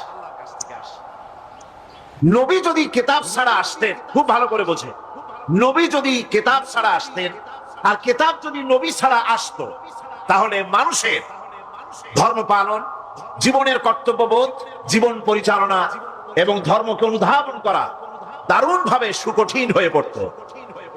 কোরআনের নমুনাই হচ্ছে, কিতাবের নমুনা হচ্ছেন আম্বিয়ারা। আম্বিয়া আলাইহিস সালাম, তারা হচ্ছেন কিতাবের নমুনা। কিতাবও যার, নবীও সেই আল্লাহ সুবহানাহু ওয়া তাআলা।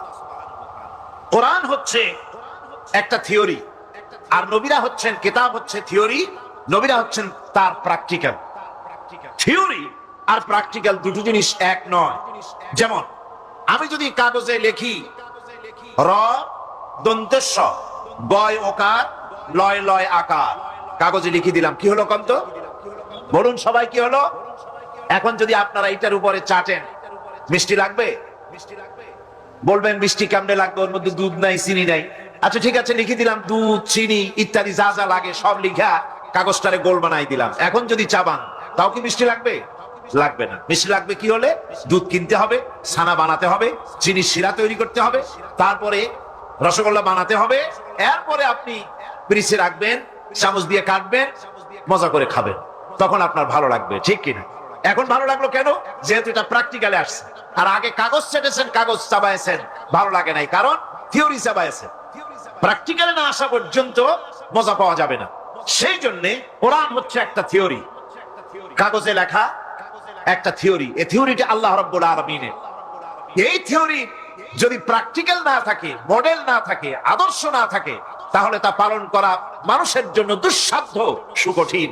এই জন্য আল্লাহ সুবহানাহু ওয়া তাআলা কোরআনের মুজাসসাম নমুনা হিসেবে পেশ করেছেন মুহাম্মদুর রাসূলুল্লাহ সাল্লাল্লাহু আলাইহি ওয়াসাল্লাম। তিনি হচ্ছেন কোরআনের মডেল। সুবহানাল্লাহ।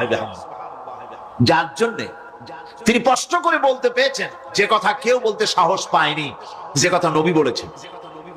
আল্লাহর নবী বলেছেন, ও আমার সাহাবীরা, দিনের আলোতে তোমরা আমার ভিতরে যা দেখতে পাও, রাতের বেলায় আমার ভিতরে তোমরা যা দেখতে পাও। ও আমার স্ত্রীরা, দিনের আলোতে আমার ভিতরে যা দেখতে পাও, রাতের আধারে আমার মধ্যে যা দেখতে পাও, যে সব আচরণ, আমার চলাফেরা, দিন ও রাতের আলোচনাগুলি, দিন ও রাতের চরিত্রগুলি, দিন ও রাতের আমার কর্তব্য পালন, আমার মধ্যে যা দেখতে পাও সবগুলি খুলে খুলে মানুষের সামনে বলে দাও। এই কথা তো আর কেউ বলতে পারেনি পৃথিবীতে। নবীরা ছাড়া এত বড় কথা পৃথিবীর আর কেউ বলতে সাহস পাবে না। কথা ঠিক কিনা কন? জোরে বলেন, পারবে বলতে? যত বড়ই মুহাদ্দিস হোক, মাওলানা হোক, খাজা বাবা হোক, নামের আগে যতই 5 হাত লম্বা ডিগ্রি লাগান না কেন, কাগজে যখন নাম লেখে হুঁশ থাকে না। কত যে লেখে, কি যে লিখলে, শুধু নামের সামনে আলাইহিস সালাম তুক বাদ রাখে, আর সব লিখে আবেগের ঠেলায় অস্থির হয়ে যায়।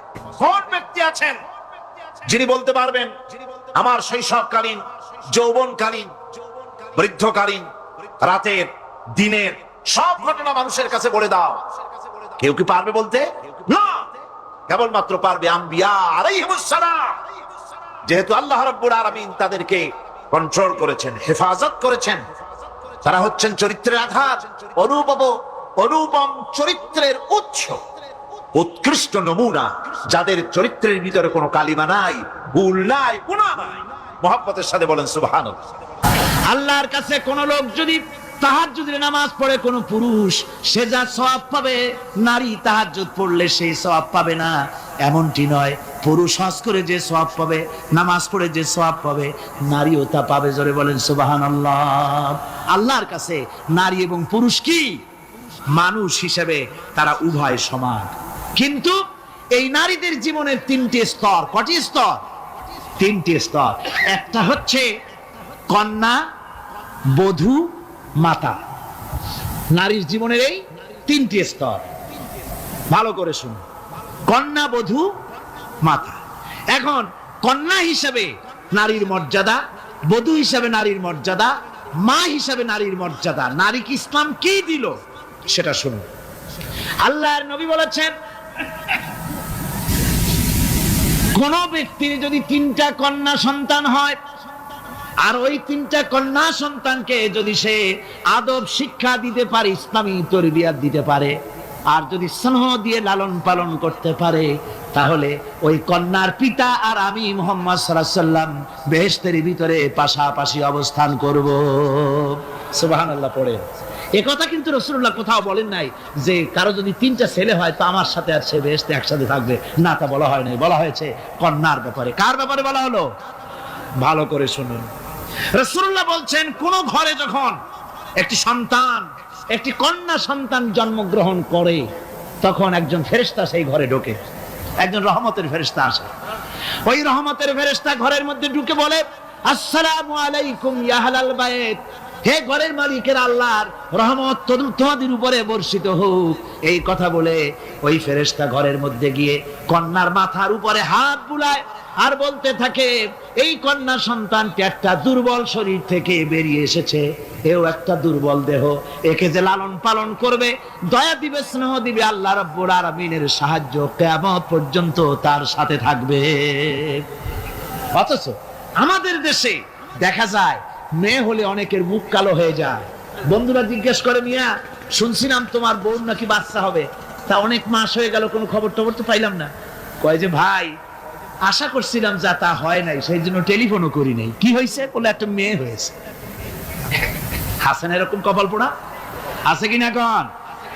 বারবার মেয়ে হয় বলে স্ত্রীকে তালাক দিয়েছে, এমন ঘটনাও বাংলাদেশে ঘটেছে। বোর যদি বারবার মেয়ে হয়, তাহলে সেজন্য কি স্ত্রী দায়ী? যদি মানুষের জন্য দায়ী হয় মেয়ে বারবার হওয়ার জন্য, তাহলে তুমি স্বামী, তুমি তুলসী, দুধের দোয়া তুলসী পাতা হলে কি করে? তুমিও তো দায়ী তার জন্য। আসলে স্বামী স্ত্রী মেয়ে হওয়ার জন্য, ছেলে হওয়ার জন্য কেউ দায়ী না। এ কোরআনে কারিমে রব্বুল আলামিন বলেছেন, আমি যাকে খুশি শুধু ছেলে দেই, যাকে খুশি শুধু মেয়ে দেই, যাকে খুশি তাকে ছেলেও দেই মেয়েও দেই, আবার যাকে খুশি আমি কিছুই দেই না। যা আমার কুদরত। সুতরাং এতে মন কালা করার কিছু না। নবীজি বলেছেন, কন্যার পিতাদেরকে গালি দিও না।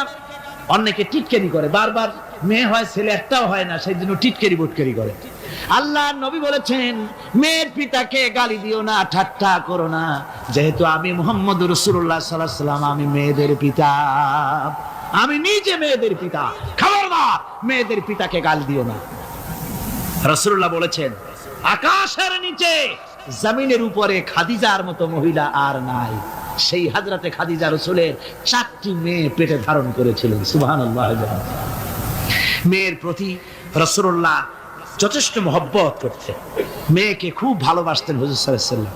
হুজুরের কলিজার টুকরা ছিলেন মা ফাতিমা রাদিয়াল্লাহু তাআলা আনহা। হুজুর যখন কোথাও যেতেন, সকলের শেষে দেখা করতেন ফাতেমার সঙ্গে, আর বিদেশ থেকে সফর করে এসে সকলের আগে দেখা করতেন ফাতেমার সঙ্গে। সুবহানাল্লাহ। রাসূলুল্লাহ আরো বলেছেন, তোমরা যখন বাজারে যাবে বা ব্যবসা করতে যাবে বা বিদেশে যাবে, আসার সময় যে সব হাদিয়া নিয়ে আসো। আমরা যখন বাইরে যাই, বাজারে যাই, কিছু হাদিয়া আনি না, জামা কাপড় চকলেট ইত্যাদি আমরা আনে থাকি। রাসূলুল্লাহ বলেছেন, হাদিয়াগুলি তোমরা যারা বিদেশে যাও বাজারে যাও হাদিয়া আনবে, আর এনে ঘরের মধ্যে ঢুকে তা শুরু করবে মেয়েকে দিয়ে। প্রথমে দেবে মেয়েকে। সুবহানাল্লাহ। মেয়ের মর্যাদা ইসলামের সব চাইতে বেশি। কোন যুগে? যে যুগে মেয়ে হলে পরেই মাটির নিচে ঘেরে রাখতো, আছাড় মেরে মেরে ফেলে দিত। বেআইয়ি যামবিন কুতিলাত, কোন অপরাধে তাদেরকে হত্যা করা হলো। আল্লাহ পাক কোরআনে কারীমের মধ্যে বলেছেন, তাদের অপরাধ আর কিছু না, তারা নারী, এই জন্য তাদেরকে মেরে ফেলা হতো। রাসূলুল্লাহ তাদের ইজ্জত দিলেন। সুবহানাল্লাহ বিহামদিহি। রাসূলুল্লাহ সম্মান দিলেন, ইজ্জত দিলেন তাদেরকে। কন্যা হিসাবে নারীর এই মর্যাদা। ফাতেমাকে রাসূল এত ভালোবাসতেন, ইন্তেকালের সময় হযরত ফাতেমা কাঁদতে কাঁদতে বেহুশ হয়ে যাওয়ার উপক্রম হয়ে গেছে। রাসূলুল্লাহ হযরত ফাতেমাকে ইশারা দিলেন। হযরত ফাতেমা তার কান নিয়ে রাসূলুল্লাহর মুখের কাছে লাগাই দিলেন। আল্লাহর নবী কি যেন বললেন কানে কানে, হযরত ফাতেমার কান্না বন্ধ হয়ে গেল। হযরত আয়েশা বলেন, মা, রাসূলুল্লাহ তোমার কানে কানে কি বলল আর তোমার কান্না বন্ধ হয়ে গেল? হযরত ফাতেমা বলেন, ইয়া আম্মা জান, আমার আব্বা আমার কানে কানে বলল, মা ফাতেমা তুই কাঁদিস না, তোর কান্না আমার বরদাস্ত হয় না, তোমাকে কাঁদতে হবে না। আমি তোমাকে সুসংবাদ দিয়ে যেতেছি, আমি মরে যাওয়ার পর সর্বপ্রথম তোমার সাথে আমার দেখা হবে। রাসূলুল্লাহর এই ভবিষ্যৎবাণী হযরত ফাতেমা বুঝতে পেরেছেন যে হুজুরের ইন্তেকালের পরে আমার বেশি দেরি হবে না, আমিও তাড়াতাড়ি হুজুরের সাথে শামিল হতে পারবো। হুজুরের ইন্তেকালের 6 মাস পরেই হযরত ফাতেমা রাদিয়াল্লাহু তাআলা আনহা ইন্তেকাল করেছিলেন। কন্যা হিসেবে নারীর মর্যাদা ইসলাম অনেক অনেক গুণে বাড়িয়ে দিয়েছে। এই কন্যা শিশু, কৈশোর, যৌবন পেরিয়ে যখন যৌবনে তার বিয়ে হয়ে যায়, আল্লাহ রাব্বুল আলামিন তখন বলেন, ওয়া মিন আয়াতিহি আন খালাকা লাকুম মিন আনফুসিকুম আজওয়াজান লিতাসকুনু ইলাইহা ওয়া জাআলা বাইনাকুম মাওয়াদ্দাতান ওয়া রাহমা। আল্লাহ পাক বলেন, আমার নিদর্শনের ভিতরে এটিও একটি নিদর্শন যে আমি তোমাদের থেকে তোমাদের জোড়া তৈরি করেছি, তোমাদের স্ত্রীদেরকে তৈরি করেছি, তোমাদের সাথে তোমাদের স্ত্রীর ভালোবাসা সৃষ্টি করেছি, মহব্বত সৃষ্টি করেছি। এই মহব্বত আমি আল্লাহ তৈরি করেছি। আর যখন বুড়ো হয়ে যায় মানুষ, স্বামী স্ত্রী যখন বুড়ার বুড়ি হয়, তখন আর ভালোবাসা থাকে না, তখন ওই ভালোবাসা সহৃদয়তার করুণায় আমি আল্লাহ পরিণত করে দেই। বুড়ার জন্য তখন বুড়ি ছাড়া আর উপায় নাই, বুড়িরও আর বুড়া ছাড়া উপায় নাই। তখন ভালোবাসা কোনো বিশেষ কোনো অক্ষণীয় ভালোবাসা নয়, তখন একের উপরে অন্য একদম নির্ভরশীল হয়ে পড়ে। আল্লাহ পাক বলেন, এই অবস্থা আমি আল্লাহ সৃষ্টি করে দেই। সুবহানাল্লাহ বিহামদিহি। আল্লাহ পাক বলছেন, নারীদের উপরে, নারীদের সাথে, স্ত্রীদের সাথে ভালো ব্যবহার করো, ভালো ব্যবহার করো। তার কোনো ব্যাপারে যদি মনটা তোমার কখনো খারাপ হয়, কোরআন শরীফের মধ্যে আল্লাহ পাক বলে দিয়েছেন পরিষ্কার করে যে কখনো তার সাথে খারাপ ব্যবহার করো না। যদি কখনো মন খারাপ হয়, তাহলে চূড়ান্ত কোনো সিদ্ধান্ত নিতে যেও না, বরং তোমার জীবনে ওই স্ত্রীর অনেক অবদান আছে, সেসব কথা মনে করে এই সামান্য কিছু ভুলে যাও। আল্লাহ চান স্বামী স্ত্রীর মহব্বত টিকে থাকুক। আল্লাহ পাকের কাছে তালাক হচ্ছে ঘৃণিত জিনিস। সবচাইতে ঘৃণিত হালাল হচ্ছে দুইটা, একটা হচ্ছে ভিক্ষাবৃত্তি আর একটা হচ্ছে তালাক। আল্লাহ পাক নারীকে বলেছেন, নারী আর পুরুষকে বলেছেন যে তোমরা হচ্ছে হুন্না লিবাসুল লাকুম ওয়া আনতুম লিবাসুল লাহুন্না, তোমরা পরস্পর পরস্পরের জন্য পোশাক পরিচ্ছদের মতো অঙ্গাঅঙ্গি ভাবে একের উপরে অপরের পরিপূর্ণ অধিকার তোমাদের রয়েছে। এই অধিকারের ভিত্তিতে, ভালোবাসার ভিত্তিতে জীবন গড়ার জন্য আল্লাহ পাক বলেছেন। তারপরে তার অর্থনৈতিক অধিকার তাকে দিয়েছে। আল্লাহ পাক মহারানাকে ফরজ করে দিয়েছেন। মহারানা কি করেছেন? ফরজ করে দিয়েছে। মহারানা ফরজ। এই ফরজকে একটা ট্র্যাডিশন হিসেবে গ্রহণ করা হয়। বড় লোকেরা শোনায় মেয়ের বিয়ে কত, বিয়েতে মহারানা কত হয়েছে, বলে যে 11,07,373 টাকা 75 পয়সা। আদায় করে না মোটেও, বিরাট একটা অঙ্ক শোনায় দিল মানুষদেরকে। আমার ভাইয়েরা জেনে রাখুন, মহারানা তো বাঁধতে হবে ফরজ, মহারানা আদায় করতে হবে। এই মহারানার টাকা যদি আদায় করা না হয়, স্ত্রী যদি স্বেচ্ছায় স্বামীকে মহারানা মাফ করে না দেয়, তাহলে কিয়ামতের দিন আল্লাহর দরবারে ওই স্বামীকে জিনাকারীর কাতারে দাঁড়াতে হবে। জোরে বলেন নাউজুবিল্লাহ। মহারানার টাকা আপনি দিয়ে দিবেন তাকে। ওই মহারানার টাকা দিয়ে স্ত্রী যদি লক্ষ কোটি কোটি টাকার মালিক হয় ব্যবসা করে, তারপরেও স্ত্রীর সুখ শান্তি, রোগ শোক, খাওয়া পড়া সবকিছুর দায় দায়িত্ব কার? স্বামীর। সুবহানাল্লাহ পড়ে। নারীর অধিকার কত বেশি ইসলাম দিয়েছে। একটা মহিলা নির্বাচিত কলাম একটা বই লিখেছে, আমি ওই মহিলার নাম নিতে চাই না, আমার ঘৃণা করে।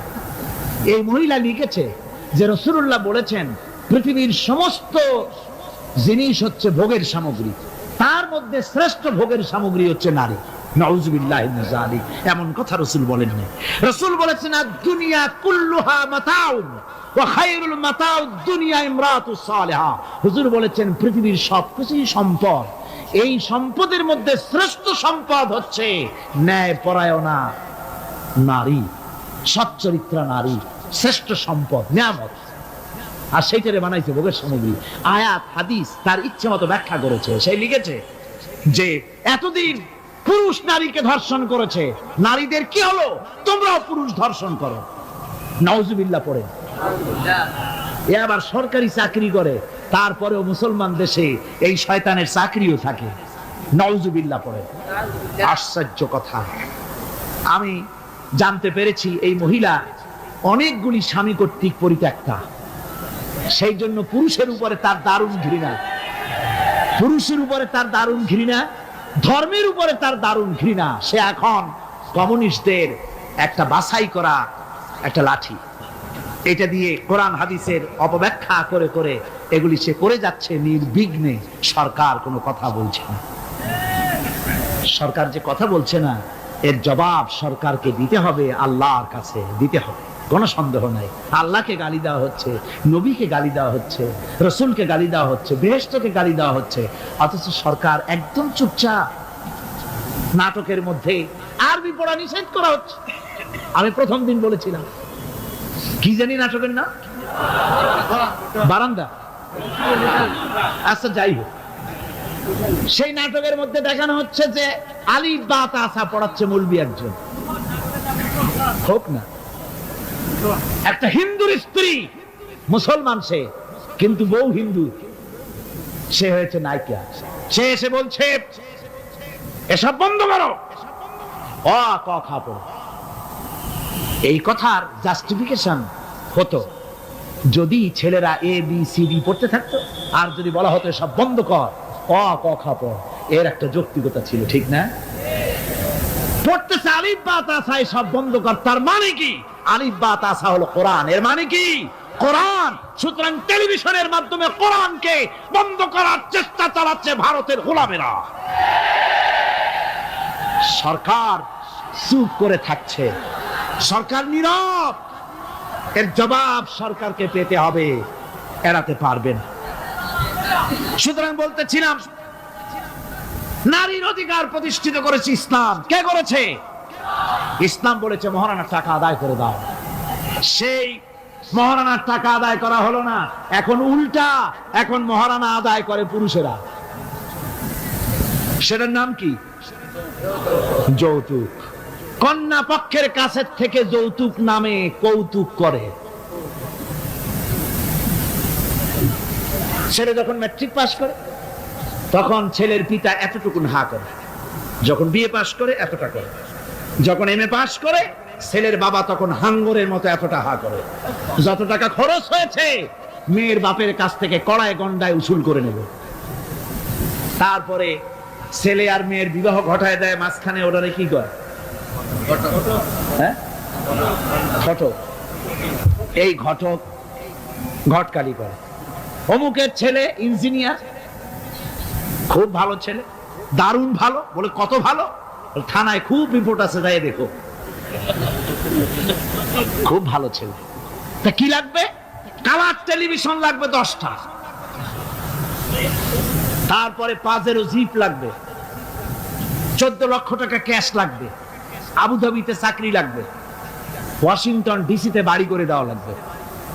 মানে মেয়ে জন্ম দিয়ে মেয়ের বাপ এমন পাপ করছে যে এটা চালাতে গিয়া ছেলের বাপেরে তার 14 গোষ্ঠীর স্বাদ মিটাই দিতে হবে।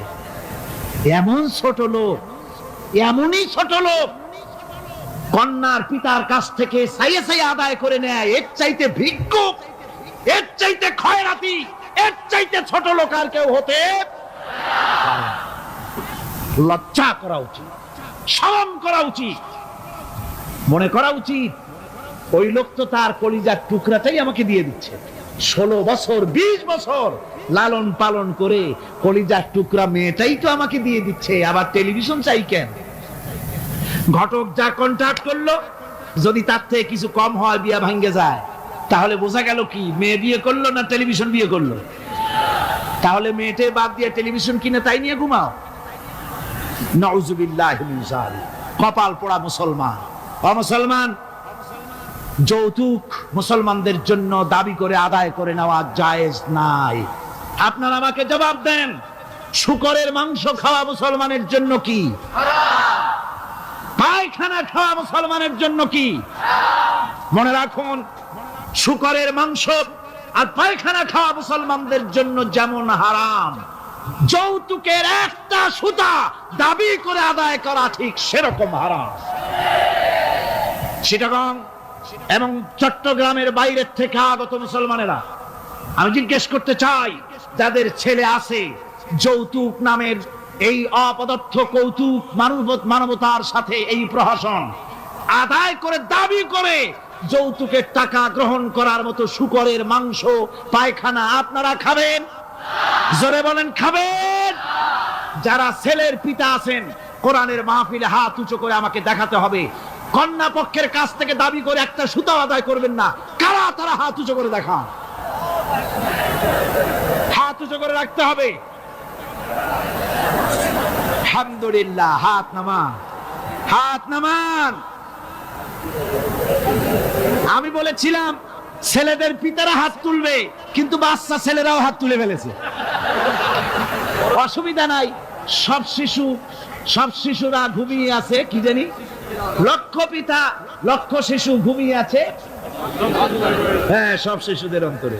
কাজে এই শিশুরাই একদিন পিতা হবে, তখন যেন আল্লাহ এই ওয়াদাটা তাদের মনে করায় দেন। জোরে কোন আমিন, জোরে বলেন আমিন।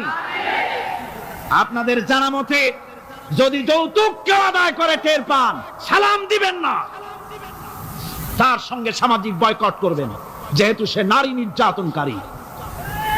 ঠিক কিনা বলেন? মা বোনেরা সম্মানের পাত্র, তাদেরকে বিয়ে করবেন সম্মান দিয়ে।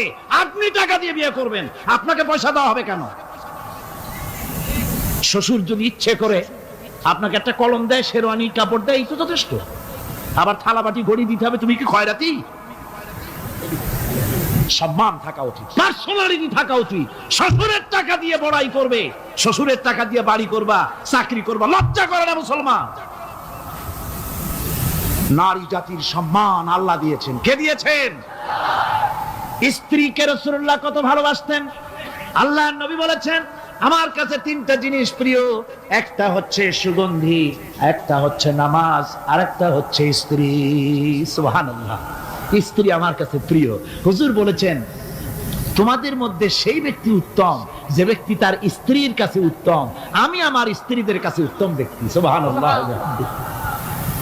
রাসূলুল্লাহ স্ত্রীকে কত ভালোবাসতেন। বিশ্বনবী রাজনৈতিক কর্মকাণ্ড চালাচ্ছেন, যুদ্ধের দামামা বাজতেছে, চতুর্দিকে কত অশান্তি, সবকিছু চলছে, স্ত্রীর হক আদায় করতে ভুলে যাননি।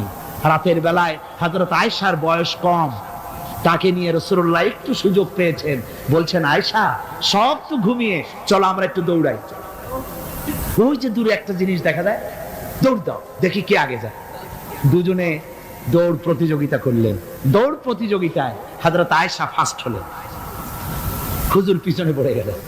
হযরত আয়েশা খুব আনন্দ করলেন যে আপনি কিন্তু আমার সাথে দৌড়ে পারলেন না। পরবর্তী কিছু কাল যাওয়ার পর হযরত আয়েশা বলেন, হুজুর আজকে আবার বললেন যে চলো আয়েশা একটু দৌড়াই। হযরত আয়েশা বলছেন যে সেদিনের তুলনায় আমার শরীর একটু, আমি মুটিয়ে গেছি, শরীরটি স্থূল হয়েছে। আমি আজকে দৌড়ালাম কিন্তু পারলাম না, রাসূল আগে চলে গেলেন। আমি হাঁপাতে হাঁপাতে যখন হুজুরের কাছে চলে গেছি, হুজুর তখন মুস্কি হেসে আমাকে বললেন, আয়েশা ওই সেই দিনের জবাব আজকে দিয়া দিলাম। সুবহানাল্লাহ বিহামদিহি, সুবহানাল্লাহ বিহামদিহি। বিশ্ব নবী কত বড় আদর্শ বিশ্ব মানবতার জন্য। তিনি বলেছেন, আরাফাতের ময়দানে রাসূলুল্লাহ বলেছেন, তোমরা যেমন পড়বে তোমার স্ত্রীদেরকে তেমন পড়াবে, তোমরা যেমন খাবে তোমার স্ত্রীদেরকে তেমন খাওয়াবে। স্ট্যান্ডার্ড মেইনটেইন করবে। তুমি ভালো দামের কাপড় পরবে, স্ত্রীকে খারাপ দিবে তা নয়। অধিকার দুজনেরই সমান, স্বামী এবং স্ত্রী সমান অধিকার। কিন্তু আমরা তা বুঝতে পারি না, বুঝতে চাই না। আমরা অনেকে মনে করেছি বিয়ে যখন করছি তখন আমি তো নওয়াবজাদা নসরুল্লাহ খান, আর বউ তো কেনা দাসী না। সে কৃত দাসী নয়, তার মর্যাদা আছে, তার সম্মান আছে, তার সম্মান আপনাকে দিতে হবে। রাসূলুল্লাহ দিয়েছেন, আপনাকেও দিতে হবে। রান্না বান্না হতে দেরি হয়, কত গালাগালি শুনতে হয় নারীকে। আল্লাহর নবীর স্ত্রী হযরত আয়েশা বলেছেন, আল্লাহর নবী কাজ করে, মানুষের সঙ্গে কথা বলে, রাষ্ট্রীয় দায়িত্ব পালন করে ঘরের ভিতরে এসে যখন দেখেছেন রান্না হতে দেরি আছে, রাসূলুল্লাহ বিরক্ত হন নাই, ভ্রু কুঞ্চিত করেন নাই, চোখ মোটা করেন নাই, আমাকে কোনো কথা শোনান নাই, বরং আমার কাছে বসে রান্নায় আমাকে সহযোগিতা করেছেন। সুবহানাল্লাহ বিহামদিহি। এই হলো আল্লাহর রাসূল, এই হলো বিশ্ব নবী। স্ত্রীর সঙ্গে কি মহব্বত! সুবহানাল্লাহ বিহামদিহি। হুজুর মহব্বত করতেন স্ত্রীদেরকে। রাসূলুল্লাহর ঘরে দৌলত ছিল না, কিন্তু মহব্বত দিয়ে ভরা ছিল ঘরটা। হুজুরের ঘরে ফ্রিজ নাই, এসি নাই, হুজুরের ঘরে কার্পেট নাই, হুজুরের ঘরের মধ্যে জাজির নাই, তোশক নাই, বড় বড় কম্বল নাই, আরামের কোন জিনিস নাই, মডার্ন ইকুইপমেন্টস কিচ্ছু নাই, দৌলত নাই, কিন্তু মহব্বত দিয়ে ঘরটা ভরা। হযরত আয়েশা বলেছেন, আমি পানি পান করে, যখন আমি পানি পান করে গ্লাস রেখে দিতাম, আল্লাহ নবী তখন গ্লাসের সেই জায়গায় ঠোঁট লাগাতেন যেখানে আমি ঠোঁট লাগায়া পানি পান করেছি। আমি গোশত চিবোতাম, রাসূলুল্লাহ আমার হাত থেকে গোশত টুকরা নিয়া সেই জায়গায় চিবোতেন যেখানে আমি চিবুয়েছি। সুবহানাল্লাহ বিহামদিহি। আমার ভাইয়েরা, রাসূল তার স্ত্রীদেরকে মহব্বত করতেন, স্ত্রীরাও রাসূলকে মহব্বত করতেন দারুণ ভাবে। একবার হযরত আয়েশা সিদ্দিকা রাদিয়াল্লাহু তাআলা আনহা হুজুরকে গোসল করাতে ছিলেন, মাথার উপরে পানি ঢালতেছেন, হুজুর একটা চৌকির উপরে বা একটা তক্তার উপরে বসে আছেন। গোসলের পানির ভিতরে রাসূলুল্লাহ দেখতে পেলেন রক্তের মতো কি যেন প্রবাহিত হয়ে যাচ্ছে। হুজুর জিজ্ঞেস করেন, আয়েশা রে, পানির ভিতরে রক্তের মতো কি দেখা যায়? হযরত আয়েশা বলেন, হুজুর আপনি যখন বসেছিলেন অসতর্ক মুহূর্তে তক্তার নিচে আমার একটা আঙ্গুল পড়েছিল পায়ে, আঙ্গুলটা ফেটে বোধহয় রক্ত বেরোতেছে। রাসূলুল্লাহ তাড়াতাড়ি করে উঠলেন আর ওই আঙ্গুলকে ব্যান্ডেজ করে দিলেন। রাসূলুল্লাহ বললেন, আয়েশা রে, আঙ্গুল ফেটে গেছে, একটু আহাহু পর্যন্ত করলে না, এতক্ষণ তুমি কষ্ট করলে কেন? হযরত আয়েশা বলেন, ইয়া রাসূলুল্লাহ, ওটা তো একটা পায়ের আঙ্গুল। আয়েশার কলিজাটা ফেটে যদি রক্ত বেরোতো, রাসূলুল্লাহকে উঠতে বলতে আমি পারতাম না। কি মহব্বত রাসূলের সাথে! হযরত আয়েশা বলেন, হুজুর সাল্লাল্লাহু আলাইহি ওয়াসাল্লাম স্ত্রীদেরকে এত ভালোবাসতেন, আমাদের ঘরে গোশত টোস্ত তেমন রান্না বান্না খুব কম হতো। গোশত রান্না হবে কি? মাসের পর মাস চলে গেছে, রাসূলের বাড়িতে হুজুর স্ত্রীরা বলেছেন আমাদের ঘরে চুলে আগুন জ্বলে নাই, একটু শুকনা রুটি, একটু শুকনা খেজুর আর একটু পানি খেয়ে আমাদের জীবন চলেছে। এরকমের অবস্থা হয়েছে। তারপরে এই অবস্থা চলেছে, এর মধ্যে যদি কখনো একটু গোশত আসছে, হুজুর যখন ছাগল ইত্যাদি ছাগল দুম্বা জবাহ করেছেন, এই দুম্বার গোশত নিয়ে ছাগলের গোশত নিয়ে রাসূলুল্লাহ নিজে বেরোতেন। হযরত খাদিজার বান্ধবী কোথায় আছে খুঁজে ওই বান্ধবীর কাছে গোশত পৌঁছে দিয়ে আসতে। হযরত আয়েশা বলেন, একদিন আমার ঘুম ভেঙে গেল, দেখি হুজুর আমার কাছে নাই, গেলেন কোথায়? খুঁজতে খুঁজতে যায় দেখি মসজিদে নববীর ভিতরে হুজুর হাত তুলে বসে আছেন, মোনাজাত করতেছেন। আমি পেছনে গিয়ে হাত তুললাম, আমি শুনতে পাচ্ছি নবীজি দোয়া করছেন, রব্বুল আলামিন কিয়ামতের ময়দানে যেদিন সন্তান তার পিতাকে ভুলে যাবে, মা তার সন্তানকে হারায় ফেলবে, ওই কঠিন হাসরের ময়দানে আমি যেন আমার খাদিজাকে হারাইয়া না যাই। মুনাজাতের শেষে হযরত আয়েশা বলেন, ইয়া রাসূলুল্লাহ, খাদিজার কথা আপনার এত কেন বারবার মনে পড়ে? একটা বুড়িরে বিয়ে করেছিলেন 25 বছর বয়সের সময়, 40 বছর বুড়ি, তার কথা কেন এত মহব্বত আপনার মনে পড়ে? তার থেকে যুবতী মেয়ে, সুন্দরী মেয়েকে আপনার স্ত্রী হিসেবে আপনি পান নাই? হুজুর বলেন, আয়েশা রে, খাদিজার সম্পর্কে এমন কথা তুমি আর বলো না। তোমরা সবাই আমার সুখের দিনের স্ত্রী, আর খাদিজা আমার এমন সময় স্ত্রী ছিল যখন মক্কায় আমার আশ্রয় ছিল না, তামাম মক্কা নগরীতে আমার আশ্রয় ছিল না। খাদিজার সঞ্চিত সমস্ত ধনরাশি ইসলাম কবুল করার পর দুহাতে খাদিজা বিতরণ করে দিয়েছে। হযরত আয়েশা বলেন, হুজুর আমার গোস্তাকি মাফ করে দেন, আমি আর এরকম বলবো না, তবে খাদিজা সম্পর্কে আমার কিছু একটু শুনান। হুজুর বলেন, আয়েশা রে শোনো, গভীর রাত, যত রাত হোক না কেন, ইসলামের দাওয়াত দিয়ে দিয়ে গভীর রাত্রে আমি যখন বাসায় ফিরেছি, ঘরে এসেছি, দরজায় একটা মাত্র ডাক দিয়েছি, খাদিজা, অমনি দরজা খুলে গেছে। আমি জিজ্ঞেস করেছি, খাদিজা রে, যত রাত্রে আসলাম, যতবার আসলাম, একটা ডাকের বেশি লাগলো না, তুমি কি ঘুমাও না? হযরতে খাদিজা বলেছেন, ইয়া রাসূলুল্লাহ, আমার মনের ভিতরে ভয় থাকে, আল্লাহর রাসূল দ্বীনের খেদমতে বাইরে আছেন, আমি যদি আরামে বিছানায় ঘুমায় থাকি আর নবীজি দরজার কাছে দাঁড়ায় আমারে ডাকাডাকি করবেন, উঠতে যদি দেরি হয়ে যায় নবীজির সঙ্গে বেয়াদবি হয়ে যাবে, এই মনে করে আপনি না আসা পর্যন্ত দরজার সাথে পিঠ লাগাই আমি দাঁড়াইয়া দাঁড়াইয়া ঘুমাই।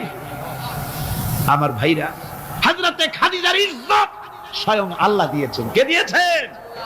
হাদিস শরীফে এসেছে, রাসূলুল্লাহ জাবালে নূরে বসা, গারে হেরার ভিতরে বসা, হযরতে জিবরাইল রাসূলুল্লাহর সঙ্গে কথা বলতেছেন। একটু পরে হযরতে জিবরাইল বলেন, ইয়া রাসূলুল্লাহ, আমি আর এখানে বসবো না, আমি এখন চলছি। আমি দেখতে পাচ্ছি খাদিজা আসতেছে আপনার জন্য খাবার নিয়ে। খাদিজা যখন আপনার কাছে পৌঁছে যাবে, আপনি খাদিজাকে শোনায় দিবেন, আল্লাহ রাব্বুল আলামিন খাদিজাকে সালাম জানাইছে। সুবহানাল্লাহ। রাসূলুল্লাহর কাছে হযরতে খাদিজা যখন আসলেন, হুজুর বললেন, খাদিজা, আজকে তোমার জন্য দারুণ সুখবর। বলে কি? বলে আল্লাহ পাক, জিবরাইল কেবল উঠে গেল আমার কাছ থেকে, জিবরাইল বলে গেল আল্লাহ তোমাকে সালাম বলেছেন। হযরত খাদিজা কেঁদে ফেললেন, বললেন, ইয়া রাসূলুল্লাহ, আমার নারী জন্ম সার্থক, আল্লাহ আমাকে সালাম বলেছেন, এর জবাব কেমনে দিতে হয় হুজুর আমি তো জানি না, আপনি আমার পক্ষ থেকে আল্লাহর সালাম কিভাবে দেওয়া লাগে আপনি দিয়ে দিন, আমি তো বুঝি না কেমনে আল্লাহর সালামের জবাব দেব। হুজুর বললেন, খাদিজা, শুধু আল্লাহ নয়, জিবরাইলও তোমাকে সালাম বলে গেছে। হযরতে খাদিজা বললেন, হযরত জিবরাইলকে আমার সালামের জবাবটা ওয়ালাইকুমুস সালাম বলেন। হযরত খাদিজার এই মর্যাদা ছিল। আমার ভাইরা, রাসূল পাক সাল্লাল্লাহু আলাইহি ওয়াসাল্লাম এভাবে মহব্বত করেছেন স্ত্রীদেরকে। সুতরাং স্বামী স্ত্রীর মহব্বত আল্লাহর জান্নাতি নিয়ামত। কি নিয়ামত? যে ঘরের মধ্যে স্বামী স্ত্রীর মধ্যে মিল মহব্বত আছে, এটা বেহেশতের মতো, আর যেখানে মিল মহব্বত নাই, এটা জাহান্নামের মতো। ঠিক কি? সুতরাং মহব্বত করুন, বেশি বেশি স্যাক্রিফাইস করুন, বেশি বেশি স্যাক্রিফাইস করুন। নারীদের ব্যাপারে বলা হয়েছে, পুরুষকে বলা হয়েছে অধিকার আদায় করো, সব ব্যাপারে সমান অধিকার, কিন্তু নারীকে একটা ব্যাপারে বলা হয়েছে, নারী শোনো, পুরুষের মর্যাদা তোমার চাইতে আল্লাহ রাব্বুল আলামিন বেশি দিয়েছেন। আর রিজালু কাওয়ামুনা আলান নিসা, নারীদের উপরে পুরুষের প্রাধান্য আল্লাহ পাক দান করেছেন। একদিন সাহাবীরা বলে, একজন সাহাবী বলেছিলেন, ইয়া রাসূলুল্লাহ, জংলি উট দেখলাম আপনার পায়ের উপরে সেজদায় পড়ে গেল, আপনি যদি আমাদেরকে অনুমতি দিতেন না, আপনাকে আমরা সেজদা করতাম। আল্লাহ নবী বললেন, মানুষ মানুষকে সেজদা করা এ পারমিশন যদি আমি দিতাম, তাহলে দুনিয়ার সমস্ত স্ত্রীদেরকে বলতাম তারা যেন তাদের স্বামীকে সেজদা দেয়। স্বামীর মর্যাদা এখানে বেশি। সুতরাং অধিকার সমান, কোনো সন্দেহ নাই, কিন্তু স্বামীর একটা আলাদা মর্যাদা আছে, সেই সম্মানও তাকে দিতে হবে। এরপরে এই সমান অধিকারের ভিত্তিতে স্বামী স্ত্রী চলতে থাকে, মাঝখানে আল্লাহ পাক তাদেরকে সন্তান দান করেন। আল্লাহ তাদেরকে, নারীকে লেখাপড়ার অধিকার দিয়েছেন, ইসলাম তাকে লেখাপড়ার অধিকার দিয়েছে, শিক্ষার অধিকার দিয়েছে। হযরত আয়েশা সিদ্দিকা রাদিয়াল্লাহু তাআলা আনহা শিক্ষয়িত্রী ছিলেন, হাফেজা ছিলেন, হাদিসের হাফেজা ছিলেন, কোরআনের হাফেজা ছিলেন, হাজার হাজার সাহাবায়ে কেরামদের তিনি ওস্তাদ ছিলেন। সুবহানাল্লাহ। নারীদের ব্যাপারে অধিকাংশ মাসালা হযরত আয়েশা সিদ্দিকা রাদিয়াল্লাহু তাআলা আনহার অবদান। সুবহানাল্লাহ। নারী যুদ্ধ করেছে, যুদ্ধের ময়দানে নারীর অধিকার আছে। নারী চাকরি করতে পারবে, নারী ব্যবসা করতে পারবে, নারী লেখাপড়া করতে পারবে, নারী সেনাবাহিনীতে যেতে পারবে, নারী সব করতে পারবে, কিন্তু পর্দার মাধ্যমে। কিসের মাধ্যমে? স্বামী এবং পুরুষ এবং স্ত্রী, পুরুষ এবং নারী মাঝখানে একটা পর্দা থাকতে হবে। সে কথা একটু পরে বলছি। এবার এই বধূ কিছুদিন পর মা হয়ে গেল। কি হয়ে গেল? মা হয়ে গেল। মা যখন হয়ে গেল, মর্যাদা আরো এক ধাপ বেড়ে গেল। আল্লাহ রাব্বুল আলামিন মায়ের মর্যাদা বেশি করে দিলেন। আল্লাহ পাক কোরআনে কারীমের মধ্যে বলেন, ওয়াসাইনাল ইনসানা বিওয়ালিদাইহি ইহসানা হামালাতুহু উম্মুহু কুরহাম ওয়া ওয়াদাআতুহু কুরহাম ওয়া হামলুহু ওয়া ফিসালুহু 30 শাহরা। আমি পৃথিবীর সমস্ত মানুষকে উপদেশ দিয়েছি, তোমরা তোমাদের মায়ের প্রতি সম্মান করো, ইহসান করো। তোমার মা তোমাকে গর্ভধারণ করেছে অত্যন্ত কষ্টের সাথে, আর ডেলিভারিও করেছে কষ্টের সাথে। খবরদার মায়ের সাথে বেয়াদবি করো না। কে বলেছেন? আল্লাহ পাক বলেছেন, মায়ের ইহসান করো। আল্লাহ রাব্বুল আলামিন মা বাবার জন্য দোয়া করতে বললেন। আল্লাহ পাক বলেন, মা বাবার সামনে যেন কখনো মাথায় ঝাঁকি দিয়া চোখটা মোটা করে মা বাবার সঙ্গে কথা বলো না। ওয়া কুল্লাহুমা কাওলান কারীমা। মা বাবার সঙ্গে যখন কথা বলবে, সম্মান সূচক কথা বলবে। আর মা বাবার জন্য আমার কাছে দোয়া কর। কে শিখায়? আল্লাহ। কে শিখান? আল্লাহ বলছেন, বান্দারে তোর মা বাবার জন্য আমার কাছে দোয়া করবি। রব্বিরহামহুমা কামা রাব্বায়ানি সগীরা। জোরে সোরে পড়েন, রব্বিরহামহুমা কামা রাব্বায়ানি সগীরা। আয় আল্লাহ, আমার মা বাপ যেমন আমাকে স্নেহ করে লালন পালন করেছে আমার ছোটবেলায়, তুমি আমার মা বাপকে তোমার রহমতের কোলে লালন পালন করো। কে শিখায়? আল্লাহ পাক শিখিয়ে দিচ্ছেন। আমার ভাইরা, ইয়েমেন থেকে একজন লোক এসেছে। হাদিস, ইয়েমেন থেকে একজন লোক এসেছে হুজুরের সামনে, তার বুড়ি মা সাথে। বলছে, হুজুর, এই অচল বুড়ি মা হাঁটতে পারে না, চলতে পারে না, এই আমার মা। এরে ঘাড়ে করিয়া আমি ওকুফে আরাফা করেছি, একে নিয়ে মিনা মুজদালিফা করেছি, রমি করেছি, একে নিয়ে আমি সাফা মারওয়া সাই করেছি। এই মাকে ঘাড়ে করে আমি আল্লাহর ঘর তাওয়াফ করেছি। হজের সব কাজ মায়ের ঘাড়ে করে করছি। আল্লাহর নবী, আমি কি আমার মায়ের হক আদায় করতে পেরেছি? হুজুর বললেন, না, আদায় হয়নি। মায়ের হক আদায় হয় নাই। অর্থাৎ বুকের চামড়া দিয়ে মায়ের পায়ের যদি স্যান্ডেল তৈরি করে দেওয়া হয়, এক ফোঁটা দুধের হক আদায় হবে না। সেই মায়ের সঙ্গে নাফরমানি হচ্ছে, বেয়াদবি হচ্ছে, বউয়ের কথার মতো মায়ের সাথে দুর্ব্যবহার করা হচ্ছে। আমার দেশে গুলি হচ্ছে না? হচ্ছে। মা কোথায় পড়ে আছে কোনো খোঁজ নাই, খবর নাই। তার জন্য কোনো ভালো খাবার ব্যবস্থা, কাপড় চোপড় নাই। বন্ধুদের জন্য সব আছে, মায়ের জন্য নাই, বাপের জন্য নাই। মা তো বুড়ি হয়ে গেছে, এখন আর মা নাই। বাপ তো বুড়ো হয়ে গেছে, কামাই করতে পারে না, এখন আর বাপ নাই, এখন হয়ে গেছে বুড়ো। আর মা হয়েছে বুড়ি। আর আব্বা হয়েছে, যার মেয়ে বিয়ে করেছে শ্বশুর এখন আব্বা, আর শাশুড়ি হয়েছে আম্মা। মা আর বাপ বাসি হয়ে গেছে, বাপ পড়ে গেছে। আমার বন্ধুগণ, শুনে রাখুন, আল্লাহর নবী বলেছেন, তিনজনের দোয়া আল্লাহর কাছে অব্যর্থভাবে কবুল হয়ে যায়। মুস্তাজাবুদ দাওয়াত তিনজন। মুসাফিরের দোয়া কবুল হয়, মাজলুমের দোয়া কবুল হয়, আর মা বাপ যদি সন্তানের জন্য দোয়া করে, অবশ্যই সে দোয়া আল্লাহর দরবারে মঞ্জুর হয়ে যায়। সুতরাং মা বাপের খেদমত করতে হবে, মহব্বত করতে হবে। আমি মা বোনদের বলতে চাই, আমার মা বোনেরা, পর্দার আড়ালে বসে আপনারা যারা ওয়াজ শুনছেন, ভালো করে শুনুন। আমরা পুরুষ, আমাদের পায়ের তলে জুতা। পুরুষের পায়ের তলে কি? জুতা। আপনারা নারী, আপনাদের পায়ের তলে আল্লাহর জান্নাত। জোরে কোন সুবহানাল্লাহ, জোরে বলেন সুবহানাল্লাহ। ও নারী, ও মহিলা, তোমাদের সম্মান আল্লাহ কোথায় তুলে দিল? পুরুষের পায়ের তলে জুতা, তুমি নারী, তোমার পায়ের তলে আল্লাহর বেহেশত। আল জান্নাতু তাহতা আকদামিন মুহাত। মায়ের পায়ের তলে আল্লাহর বেহেশত। সুবহানাল্লাহ পড়ে, সুবহানাল্লাহ পড়েন। আল্লাহ রাসূল বলেছেন, মা বাপ যদি, বুখারী শরীফের হাদিস, মা বাপ যদি অসন্তুষ্ট হয়, আল্লাহ অসন্তুষ্ট হয়ে যান। মা বাপ সন্তুষ্ট হন, আল্লাহ সন্তুষ্ট হয়ে যান। সুবহানাল্লাহ। আমরা বিভিন্ন জায়গায় হাদিয়া তোহফা নিয়ে যাই, যেখানে দোয়া করি। আল্লাহ রাব্বুল আলামিন কোরআনে কারীমের ভিতরে ছোট্ট একটি সূরার ভিতরে ঘোষণা করেছেন, কুল হুয়াল্লাহু আহাদ। পড়েন সবাই আমার সাথে, কুল হুয়াল্লাহু আহাদ, আল্লাহুস সামাদ, লাম ইয়ালিদ ওয়া লাম ইউলাদ ওয়া লাম ইয়াকুল লাহু কুফুয়ান আহাদ। আল্লাহ পাক বলেন, নবী আপনি বলুন, আল্লাহ এক এবং একক, তিনি বেনিয়াজ, তিনি কারো মুখাপেক্ষী নন, তাকে কেউ জন্ম দেয়নি, তিনিও কাউকে জন্ম দেন নাই।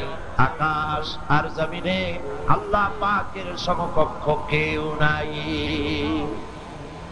ছোট্ট একটি সূরার মধ্যে আল্লাহ পাক পরিষ্কার করে দিয়েছেন, তাকে কেউ জন্ম দেয়নি, তিনিও কাউকে জন্ম দেননি। অথচ খ্রিস্টানেরা আল্লাহর ছেলে বানাই ফেলাইছে। নাউজুবিল্লাহ বলে। আল্লাহ পাক বলেন, খ্রিস্টানেরা বলে, ওয়াকালাতিন নাসারাল মাসীহু ইবনুল্লাহ। মাসীহ হচ্ছে আল্লাহর পুত্র। নাউজুবিল্লাহ। তার জ্ঞান, তার ক্ষমতা এবং তার গুণাবলী সমস্ত বিশ্বব্যাপী ছড়িয়ে আছে। কোরআনে কারীমে আল্লাহ পাক তার নিজের তাওহীদের কথা এভাবে বলছেন, ওয়াল্লাহুল্লাযী লা ইলাহা ইল্লা হুয়া আলিমুল গায়বি ওয়াশ শাহাদাতি হুয়ার রাহমানুর রাহিম। তিনি আল্লাহ, তিনি ছাড়া কোনো ইলাহ নাই, তিনি পরম দাতা এবং দয়ালু। এগুলো কোরআন শরীফের এই সূরাগুলি, এই আয়াতগুলি আমরা নামাজে পড়ি, ঠিক না? পড়ি কিনা? কিন্তু কপাল খারাপ, বুঝি না। কি পড়ি? বুঝি না। হুয়াল্লাহুল্লাযী লা ইলাহা ইল্লা হুয়াল মালিকুল কুদ্দুসুস সালামুল মুমিনুল মুহাইমিনুল আজিজুল জব্বারুল মুতাকাব্বির। তিনি আল্লাহ, যিনি ছাড়া কোনো ইলাহ নাই, তিনি অতীব মহান এবং পবিত্র, তিনি রাজত্বের মালিক। সুবহানাল্লাহ। রাজত্বের মালিক কে? জোরে বলে। যাকে খুশি সিংহাসনে বসান, সিংহাসনে বসার পর আল্লাহর সাথে, ইসলামের সাথে, নবীর সাথে, মুসলমানদের সাথে, কোরআন হাদিসের সাথে যদি নাফরমানি করে, রব্বুল আলামিন সিংহাসন থেকে বের করে দিয়া জমিনের উপরে শোয়ায় দেন। একটা শোয়ায় দিয়া আর এক দলকে ক্ষমতা এনে আল্লাহ পাক ওই জায়গায় আবার বসায় দেন। আবার আল্লাহ পাক বলেন, বসায় দিয়া বলেন, লিনানজুরা কাইফা তা'মালুন। ক্ষমতায় বসায় দিলাম, এবার দেখো তোমাদের আমলটা কেমন হয়। কবুরা বিয়াদিন বসছিল, থাপড়ায় শোয়ায় দিছি, এবার তোমার খাইলাম দেখি তোমারও কি হয়। লঙ্কা জায়গায় রাবণ না হও। মালিকুল মুলক, রাজত্বের মালিক কে? এরকম আসতে বললেন, গায়ের সব শক্তি দিয়ে বলেন, রাজত্বের মালিক কে? সুবহানাল্লাহ।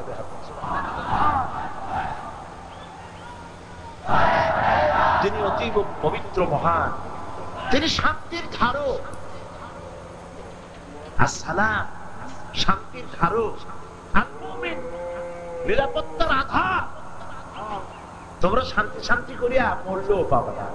বিদেশ দিয়া জন্মের মতো শান্তির ডিগ্রি ভ্যালিডি ব্যাগ ঘুরিয়ে নিয়ে আসো, শান্তি দেশে তো দূরের কথা, ঘরে হবে না। শান্তির মালিককে চিল্লায় পড়ো। শান্তির মালিক তিনি, নিরাপত্তার মালিককে। خالق البارئ المصور له الأسماء الحسنى। তিনি আল্লাহ, যিনি সৃষ্টিকর্তা, পরিকল্পনাকারী, আকার আকৃতি রচনাকারী। তার অনেক সুন্দর সুন্দর নাম আছে। সুবহানাল্লাহ। তিনি সৃষ্টিকর্তা, পরিকল্পনাকারী। মানুষ যত পরিকল্পনা করে পরি চলে যায়, থাকে কল্পনা। মূল পরিকল্পনাকারীকে আল্লাহ পাক, আকৃতি প্রদানকারী। আল্লাযী খালাকাকা ফাসাওয়াকা ফাআদালা ফি আইয়ি সূরাতিন মা শাআ রাক্কাবা। যেমন খুশি তেমন আকৃতি দেন। কি সুন্দর নাক বানাইছে আল্লাহ, সুবহানাল্লাহ বলেন। কি সুন্দর দুইটা চোখ দিছে আল্লাহ, সুবহানাল্লাহ। কি সুন্দর দুইটা কান দিছে, সুবহানাল্লাহ। কত সুন্দর দুইটা হাত, কত সুন্দর দুইটা পা। শরীরের প্রত্যেকটা অঙ্গ প্রত্যঙ্গ আল্লাহ পাক আকার আকৃতি দিয়ে সুন্দর করে তৈরি করেছেন। কপাল ভালো থাকলে লম্বা লম্বা সেজদা দিতে ইচ্ছে করবে, সুবহানাল্লাহ। একজনের নাম বলবো না, নাম বলে চিনে ফেলবে, বিখ্যাত ব্যক্তি। তার জন্য দোয়া করতে হবে। দুটা কিডনি ফেল করেছে। হ্যাঁ, নাম বলি না কেন? দৈনিক ইনকিলাব পত্রিকার মহাপরিচালক মওলানা আব্দুল মান্নান সাহেব দুটো কিডনি ফেল করেছে। দোয়া করুন, আল্লাহ তার প্রতি রহম করুন। তিনি এদেশের মাদ্রাসার জন্য, এদেশের আলেম ওলামাদের জন্য যথেষ্ট করেছেন। তিনি এদেশের জাতিসত্তাকে টিকিয়ে রাখার জন্য বিশাল পত্রিকা করেছেন, ইনকিলাব। আবার ইনকিলাব টিভি, টেলিভিশন চালু হচ্ছে, আমরা মিডিয়ায় মার খাচ্ছি। তিনি প্রোটেকশনের ব্যবস্থা করছেন, আল্লাহ তাকে রহম করুন, করেন আমিন। দুইটা কিডনি ফেল করেছে। বলতেছি কেন সেটা শোনেন। ডায়ালিসিস করতে হবে। এখন যে কাজ করতো কিডনি, সেই কাজ এখন মেশিন দিয়ে করতে হচ্ছে। সপ্তাহে 3 বার, তাহলে মাসে কত হবে? দেখছেন অঙ্কে কত পাকা। কয় সপ্তাহে মাস হবে? 4 সপ্তাহে। তাহলে সপ্তাহ হলো 3, 3 × 12 বার। 12 বার ডায়ালিসিস করতে হচ্ছে। একবার ডায়ালিসিসে খরচ হচ্ছে 4000 টাকা, 4-5 এরকম। তাহলে 4 × 36,000 টাকা। আর আনুষঙ্গিক আরো কিছু আছে, অন্তত 40,000 টাকা প্রতি মাসে খরচ হচ্ছে। এইটা যখন আমি শুনলাম,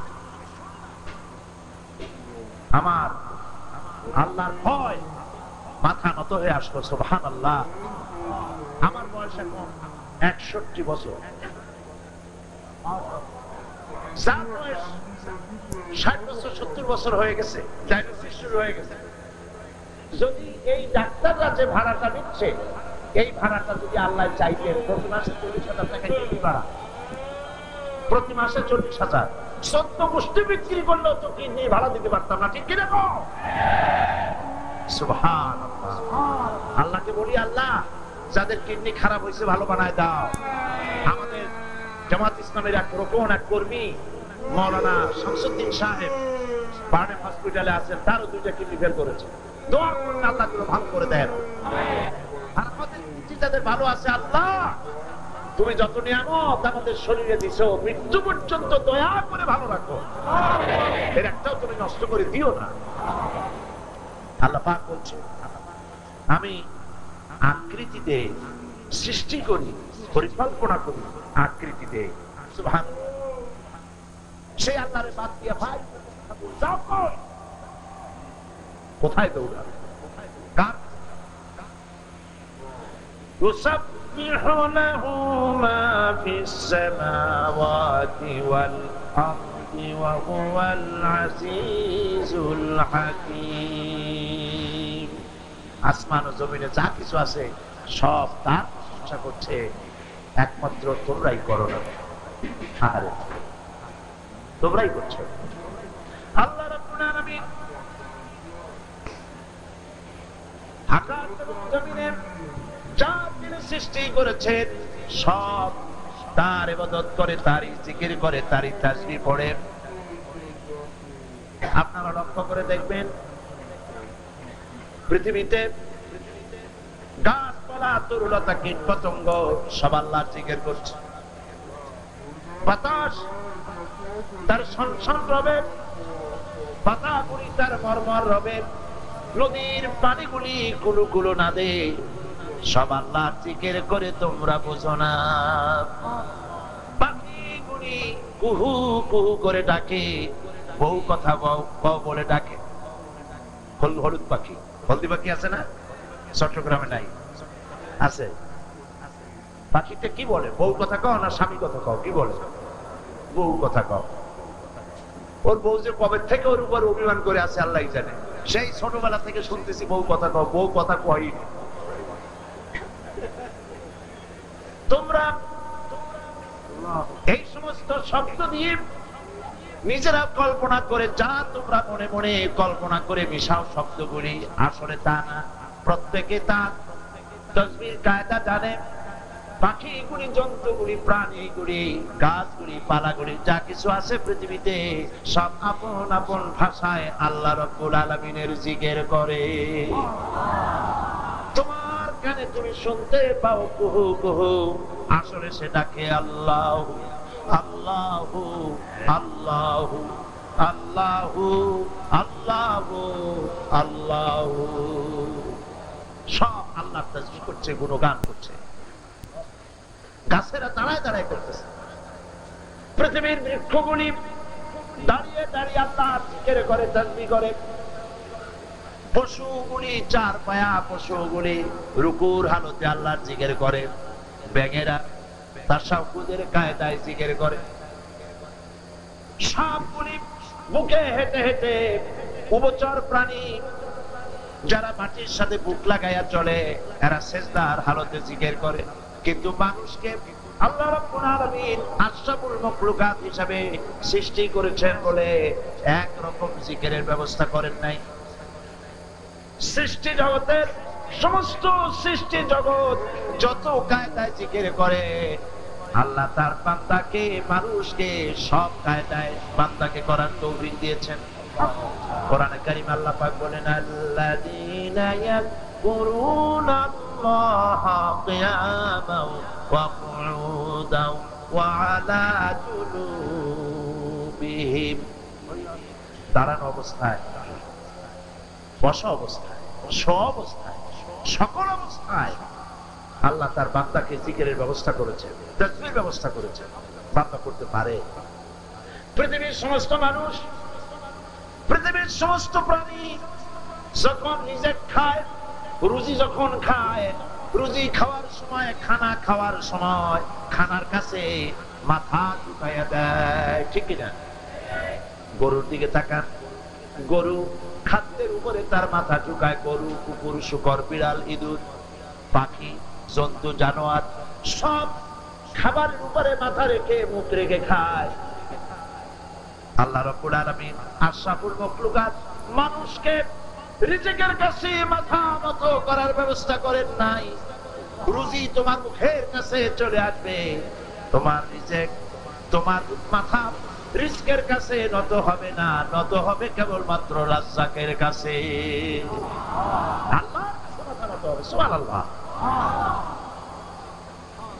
এই জন্য তাওহীদ স্পষ্ট করে নিতে হবে, সমস্ত ক্ষমতার উৎস কেবলমাত্র কে? আল্লাহ পাক। সেই আল্লাহ পাককেই সিজদা করো। সিজদা করতে হবে কাকে? কারে সিজদা করবে? আল্লাহর কাছ থেকে শুনেন। রব্বুল আলামিন কোরআনে কারীমের ভিতরে বলছেন, ওয়া মিন আয়াতিহিল লাইলু ওয়ান নাহারু ওয়াশ-শামসু ওয়াল কামার। আল্লাহ পাকের নিদর্শনাবলীর ভিতরে এগুলি নিদর্শন। তিনি রাত এবং দিন, রাত এবং দিন, সূর্য এবং চন্দ্র, এগুলি আল্লাহর নিদর্শন। লা তাসজুদু লিশ-শামসি ওয়ালাল কমারি ওয়াসজুদু লিল্লাহিল্লাযী খালাকাহুন ইন কুনতুম ইয়্যাহু তা'বুদুন। চাঁদকে সিজদা করো না, সূর্যকে সিজদা করো না, কারণ এগুলিকে আল্লাহ সৃষ্টি করেছেন। কে সৃষ্টি করেছে? সিজদা পাইতে পারবেন কে? কেবলমাত্র আল্লাহ রাব্বুল আলামিন। সুতরাং সৃষ্টিকে সিজদা করো না। মানুষ বোঝে না, না বুঝেই যেখানে সেখানে সিজদা করে। মাজারে যায় সিজদা করে, পীরের পায়ের উপরে সিজদা করে, কসমের পায়ের উপরে সিজদা করে। এই তো এখানেই আছে, আছে না? এখানে যে ওই জায়গাটার নাম কি? বাইতুল মুস্তাফি। তিনি এখানে আসছেন কিনা তার ঐতিহাসিক কোন তথ্য আছে কিনা আমার জানা নাই। আসলেও আসতে পারেন, নাও আসতে পারেন, এটা বিষয় না। আমার নিজের চোখে দেখছি মানুষেরা, মুসলমান, কসমের পায়ে হাত দিয়ে চুমা খাইতেছে।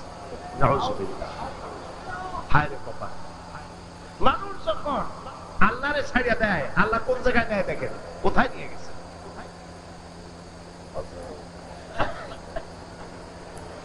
ছোটবেলায় শুনেছি মানুষের কাছে, দেখেছি দাঁত পড়ে গেলে, মুখের থেকে দাঁত পড়ে গেছে, দাদা দাদি নানি তারা বলেছে, দাদু যাও, এই তোমার এই দাঁতটা নিয়ে ইন্দুরের করতে যাও। ইন্দুরের কাছে গিয়ে বলো, ইন্দুর ভাই আমার এই দাঁতটা নিয়ে তোমার সিকুড়ি দাঁতটা দাও। কপাল। তোমার মুখে প্রথম দাঁত দিয়েছে কে? ইঁদুরে, বাঁদরে, বিড়ালে? কে দিয়েছে না? আল্লাহরে ছাড়ছ, আল্লাহ ইন্দুরের করতে পৌঁছায় দিয়েছে। বল, ইন্দুরের কাছে গিয়ে বল। আল্লাহকে বাদ দিয়েছে, কসমের পায়ের উপর গিয়ে চুমা দিয়েছে। নাউজুবিল্লাহ। কপাল পোড়া। কি পোড়া? কপাল পোড়া। ওইখানে দেখছি একটা গাছ, ওই পুকুর পাড়ে একটা গাছ, সেই গাছের সাথে সুতা দিয়া বাঁধা, ঢিল পাট কেলে সব বাঁধা, অনেকগুলো, মনে হয় যেন ফল ধরেছে, ইটের ফল। তা আমি জিজ্ঞেস করলাম, ভাই এগুলো কি? এগুলো অনেক দম্পতি স্বামী স্ত্রী এসে বাঁধতে ধুয়ে গেছে। কেন? ওই বাচ্চা হয় না, সেই জন্য এটা বাঁধতে ধুয়েছে। তার ফজিলত কি? কয় যে এটা যেমন ভার, ওইরকম একদিন ভার হতে হতে স্ত্রীর গর্ভের মধ্যে সন্তান এসে যাবে। কি পাগলামি কর, কি পাগলামি। এই জন্য সেখানে সেখানে সেজদা করা যাবে না। সেজদা করতে হবে কোথায়? কেবলমাত্র কার সামনে? আল্লাহ রাব্বুল আলামিনের সামনে। আর কোথাও সেজদা করা যাবে না। সমস্ত ক্ষমতার উৎস কেবলমাত্র আল্লাহ রাব্বুল আলামিন, এটা বুঝতে হবে। এটা না বোঝার কারণেই এই দুর্দশা হচ্ছে। বহুত মুরিদ আছে, পীরের পায়ের উপরে পড়েই যায়, লম্বা হয়ে পড়ে যায়, মাথা পায়ের উপরে লাগায় দেয়, বলেন নাউজুবিল্লাহ মিন যালিক। আমি বারবার বলেছি, যতবার আসছি চট্টগ্রামে বারবার বলেছি, মৃত্যু পর্যন্ত বলতে থাকবো, যদি আল্লাহ তৌফিক দেন। খবরদার কোন মানুষের পায়ে সেজদা দিবেন না, চন্দ্র সূর্যকে সেজদা দিবেন না, কবরের কাছে সেজদা দিবেন না, কবরের কাছে যায় কিছু চাবেন না। চাবেন কোথায়? কোথায় চাইবেন? কেবলমাত্র আল্লাহ পাকের কাছে। আর কারো কাছে কিছু চায় কোনো লাভ নাই।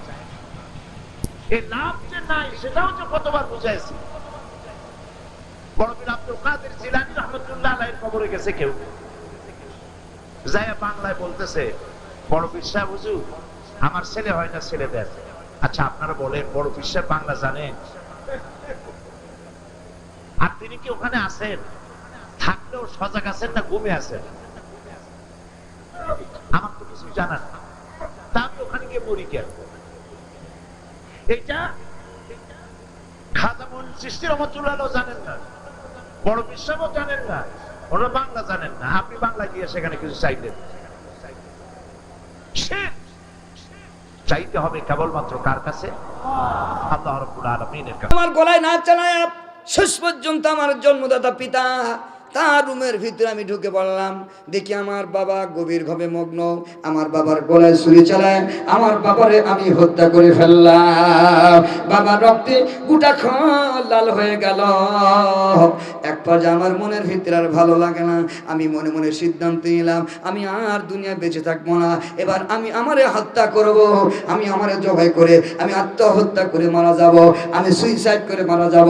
এরপর আবার সিদ্ধান্ত চেঞ্জ করে ভাবলাম না না, কেন আমি আমারে হত্যা করব? আমি তো খ্রিস্ট ধর্মে লালিত পালিত হয়েছি, অন্য ধর্ম সম্পর্কে আমি জানি না, এই জন্য আমি অন্য ধর্ম সম্পর্কে আমার জানা দরকার, বোঝা দরকার। তখন বলে হুজুর আমি আমার ধর্ম বাদ দিয়া অন্যান্য ধর্মগ্রন্থ পড়া শুরু করলাম। পড়তে পড়তে পড়তে পড়তে এক পর্যায়ে আল্লাহর কোরআনে কারিমের সাথে আমার সম্পর্ক হয়ে গেল। শিক্ষা যদি বলেন সুবহানাল্লাহ। আমেরিকার একজন ভাইজান আলেম, কোরআনের আলেম, হাফিজে কোরআন, কোরআনের আলেম, ওনার কাছে যে বললাম হুজুর আমার একটু কোরআন শেখানো যাবে? হুজুর তখন আমার কোরআন শেখানোর জন্য রাজি হয়ে গেলেন। আমি তার কাছে কোরআন পড়া শুরু করলাম। কোরআনে কারিম যেদিন ধরবো সেদিন কোরআনে কারিমের আলিফ বা তাসা থেকে শুরু করে আমি যখন আম পড়া শেষ করে কোরআনে কারিম ধরা শুরু করছি, হুজুর যেদিন আমার কোরআনে কারিম পড়ায় আলিফ লাম মিম যালিকাল কিতাবু লা রাইবা ফীহি হুদাল লিল মুত্তাকিন,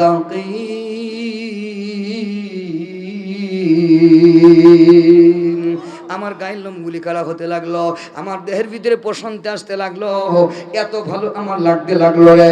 দুনিয়ায় এত মজার ভাষা, এত সুন্দর তেলাওয়াত আমার জীবনে আর আমি কোনোদিন শুনি না। আমার কলিজা ঠান্ডা হয়ে গেল, আমি এত আনন্দিত হলাম। শেষ পর্যন্ত আমি আল্লাহু আকবার কোরআনে কারিম পড়তে পড়তে পড়তে পড়তে কোরআনের তরজমা শিখে ফেললাম। মোটামুটি কোরআনের তরজমা যখন পড়া শুরু করেছি, আমার মনের একটা সন্দেহ ছিল, আহা আমি কি কোরআনে কারিমে কোন ধর্মে তো আমি পাইলাম না, এই কোরআনে কারিমে কি এমন একটা আইন পাবো যে কোরআনে কারিমের আইনে এই কথা লেখা আছে নিজের বাবা নিজের মেয়ের ব্যবহার করা হারাম, নিজের বাবা নিজের মেয়ের সাথে বিবাহ করা হারাম, এমন একটা আইন কি আমি কোরআনে পাবো? শেষ পর্যন্ত আমি খুঁজতে খুঁজতে সূরাতুন নিসা, এই সূরাতুন নিসায় যখন চলে গেলাম তখন আমি সূরাতুন নিসার ভিতরে পেয়ে গেলাম আল্লাহ কোরআনে বলছেন একজন পুরুষ 14 জন নারীর সাথে তার বিবাহ হারাম। সুবহানাল্লাহ জোরে বলেন। কতজন? জোরে কতজন? 14 জন নারীর সাথে একজন পুরুষের বিবাহ করা হারাম। তার ভিতরে আমি পেয়ে গেলাম প্রথম নম্বর সিরিয়াল যার নাম আছে একজন পুরুষ সর্বপ্রথম তার মেয়ের তার বিয়ে করা হারাম, তার মেয়ের ব্যবহার করা হারাম, আজীবন তার জন্য হারাম। এজন্য আমি আরো পাইলাম, শুধু এইটাই পেয়ে ক্ষান্ত হলাম না, কোরআনে কারিমে আরো পেয়ে গেলাম একজন পুরুষ পরপুরুষ অতক্ষণ পর্যন্ত, একজন বালেগ পুরুষ একজন বালেগা মহিলা অতক্ষণ পর্যন্ত একজন আরেকজনের সাথে কথা বলতে পারে না, একজন আরেকজনের সাথে প্রেম প্রীতি আর ভালোবাসা করতে পারে না, মেলামেশা করতে পারে না, যতক্ষণ পর্যন্ত আল্লাহর বিধান তাদের বিবাহ বন্ধনে আবদ্ধ না হবে অতক্ষণ পর্যন্ত একজন পরপুরুষ আরেকজন নারীর সাথে বিবাহ করা হারাম। আর হুজুর আপনার কাছে এসে বুঝলাম কোরআনে কারিমের কত সুন্দর আইন। এই কোরআনে কারিমের সামনে এসে আমি বুঝতে পারলাম আপনি আমার আগে পর্দা করে দিলেন, এটা হলো কোরআনের বিধান। আল্লাহ তাআলা বলছেন ওয়াকারনা ফি বুয়ুতিকুন্না ওয়ালা তাবাররাজনা তাবাররুজাল জাহিলিয়াতিল উলা।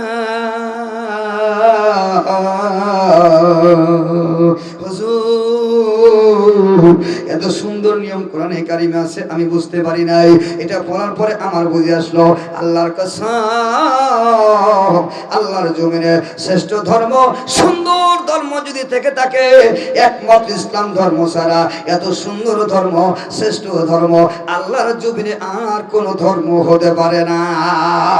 চিৎকার দিয়ে বলেন আল্লাহু আকবার, নারায়ে তাকবীর, লিল্লাহি তাকবীর।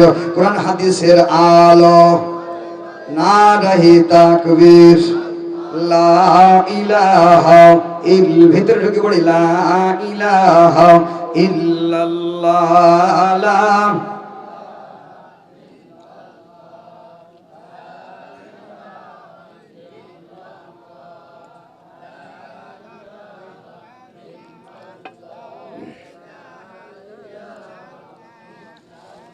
লা ইলাহা ইল্লাল্লাহু মুহাম্মাদুর রাসূলুল্লাহ।